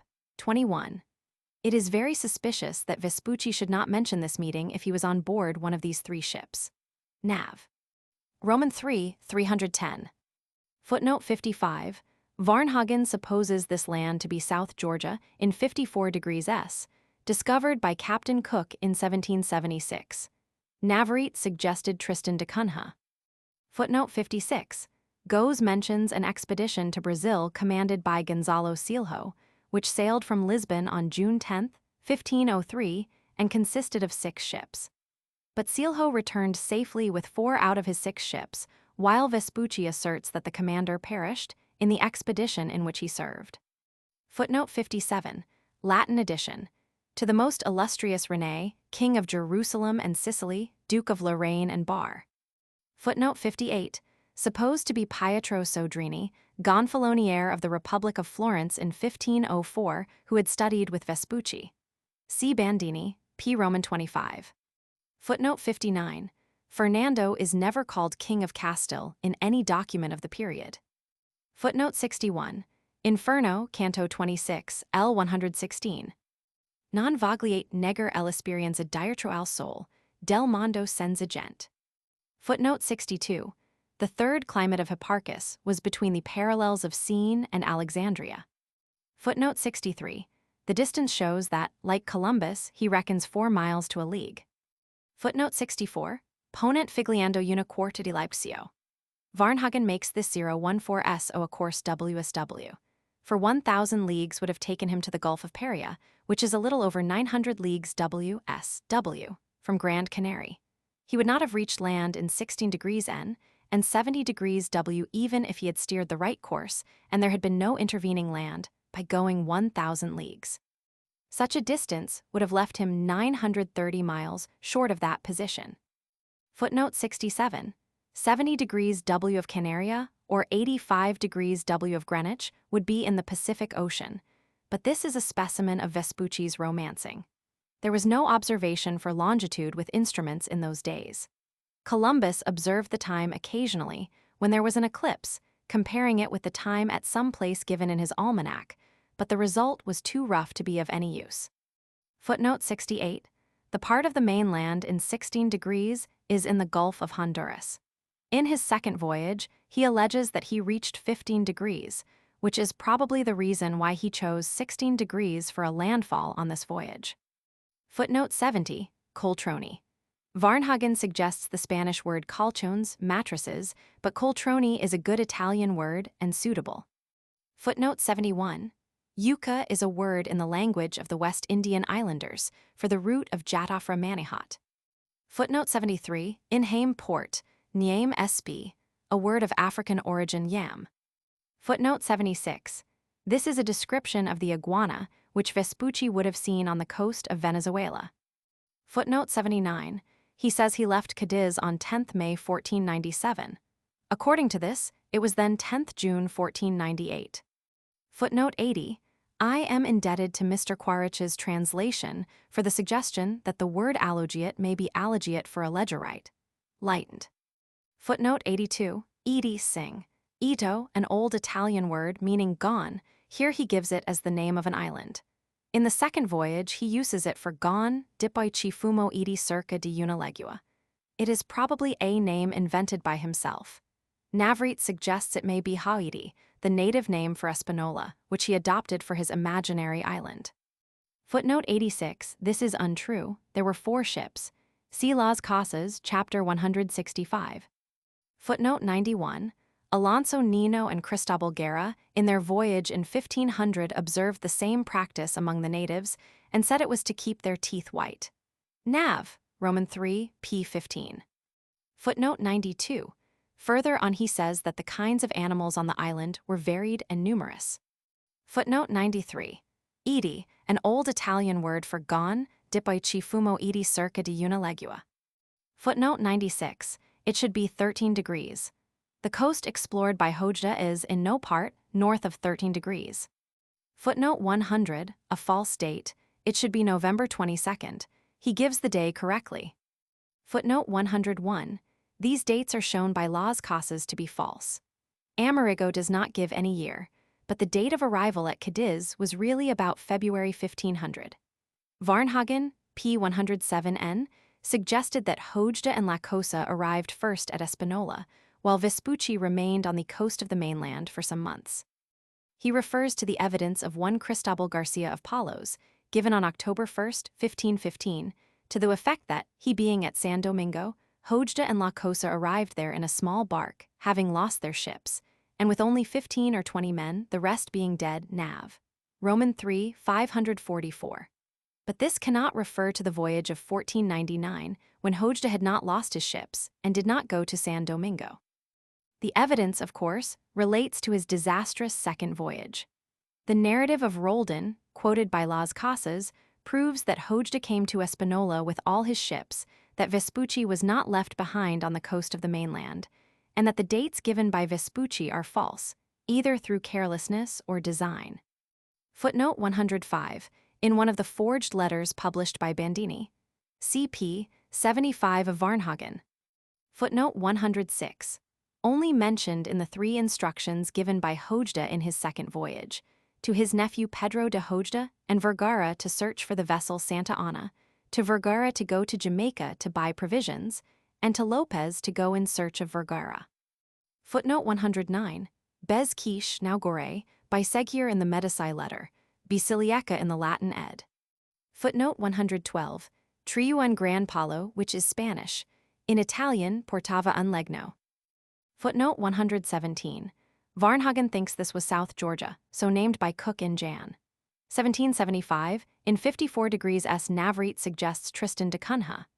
Vespucci says that 50 degrees was the furthest limit he reached to the south, along the coast, in the Medici letter, but that he then sailed to within 17 degrees 30 of the S pole, or 73 degrees 30 S.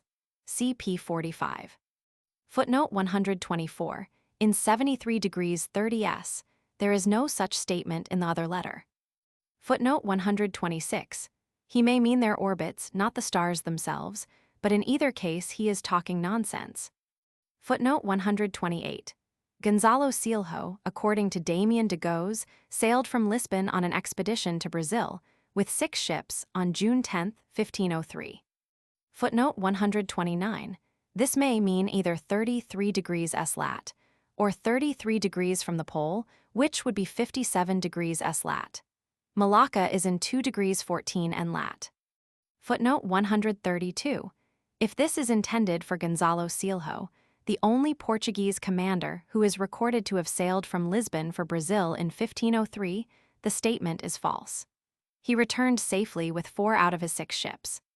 Footnote 134, in the library of San Marco at Venice, in the books of notes of correspondence of Venetian diplomatists with the secretary Marino Sanudo, near the end of volume Roman 6. Varnhagen, Nouvelles Recherches, p. 12. Footnote 136. Vianello was misinformed as to Vespucci having accompanied Juan de la Cosa on this voyage in 1506. There are documentary proofs that Vespucci was in Spain during the whole of that year. There was an intention of sending him, with Vicent Pinzon, in search of the Spice Islands by the west, and he was consulted on the subject in August 1506, but the intention was abandoned. The account given by Vianello of the voyage, especially the stories about the dragons and the gold, may have been furnished by Vespucci. It is quite in his manner. Footnote 141. It has been pretended that John Cabot had sighted the continent in the previous year, but this is not so. He only sighted Cape Breton and other islands. In his second voyage, he sighted the continent, 1498, but the month is unknown. Footnote 143. Juan de la Cosa was called Vizcaino, Biscayan by his contemporaries, but he was a native of Santona, in the province of Santander, a place which was not then, and never had been, in Biscay or in the Basque country. Footnote 144. The words other pilots are to be coupled with Juan de la Cosa, certainly not with Vespucci, who then went to sea for the first time in advanced middle age and could in no sense be called a pilot. Footnote 145. So in the Latin edition. In the Italian version, L is substituted for P and B for S, making Lariab. This may be a misprint, but in the absence of the manuscript, it is not possible to be sure whether the original word was Perias or Lariab or something else. Las Casas bases part of his argument on the use of the word Peria by Vespucci, but the case against the Florentines' alleged first voyage is quite conclusive without this fact. If Vespucci did use the word Lariab, it must have been invented by him, like Edie. It is in favor of Lariab that the Italian version only passed from manuscript to print, while the Latin version was translated first into French, and thence into Latin before it was printed. On the other hand, there is evidence that the editors of the Latin version were unacquainted with the details of the third voyage of Columbus, in which the word Peria first occurs. It therefore is not possible that the word can have been inserted mistakenly by them. It seems, therefore, that Lariab is a misprint of the Italian compositors, and that Parias was the word in the manuscript of Vespucci. Footnote 146. This is so. The departure, in the Latin version, is on May 20th, 1497. In the Italian, it is May 10th, 1497. The date of the return is 1499 in the Latin and 1498 in the Italian edition. Footnote 147. Columbus arrived at Santo Domingo on his third voyage after discovering Trinidad and the mainland of America on August 31st, 1498. He found Francisco de Roldan in open rebellion against his brother, the Adelantado. On October 18, 1498, he sent 5 ships to Spain with a cargo of dyewood and 600 slaves. By these ships, the admiral dispatched his chart of the new discoveries, with a report, and 2 long letters giving an account of the rebellion of Roldan and the state of the colony. Las Casas believes that letters full of complaints of the admiral were also sent home by Roldan and his accomplices. The father of Las Casas, who had gone out with Columbus in 1493, returned to Spain by this opportunity. Footnote 157. Navarrete Roman 3, 558. Peter Martyr Dec. I. lib. X says that Yanez turned his course to his left hand by the east to Paria, and among the princes who came to him were Chayueca and Pincuanes. Footnote 158. Pedro de Ledesma, being 37 in March 1513, Nav. Roman 3, 539, was born at Seville in 1476. Gregorio Camacho heard him say that he accompanied Columbus in his first voyage, Nav. Roman 3, 588, when he would have been aged 16. He was with Columbus in the fourth voyage, serving as a seaman in the Vizcaya, under Bartolome Fieschi, 1503-1504, aged 27. He very gallantly swam on shore over a bar to get tidings at Veragua, but joined the mutineers at Jamaica and was very severely wounded. In his evidence, he said he was captain and pilot, which is false. He was pilot with Pinzon and Solis in 1510 and pilot 1511-14. He sailed with Solis to Rio de la Plata and was drowned on the voyage home in 1516. Las Casas says he was stabbed to death in a street in Seville, Roman 3, 180. Transcribers notes, inconsistencies in the usage of capitalization, accents, and spelling are preserved as printed. As remarked upon in several footnotes, these variations reflect linguistic differences present in the original material from which this text was translated and which have been retained as part of the translation process. Minor obvious typographic errors have been corrected. End of the project Gutenberg ebook of the letters of Amerigo Vespucci by Amerigo Vespucci and Bartolomé de las Casas and Christopher Columbus.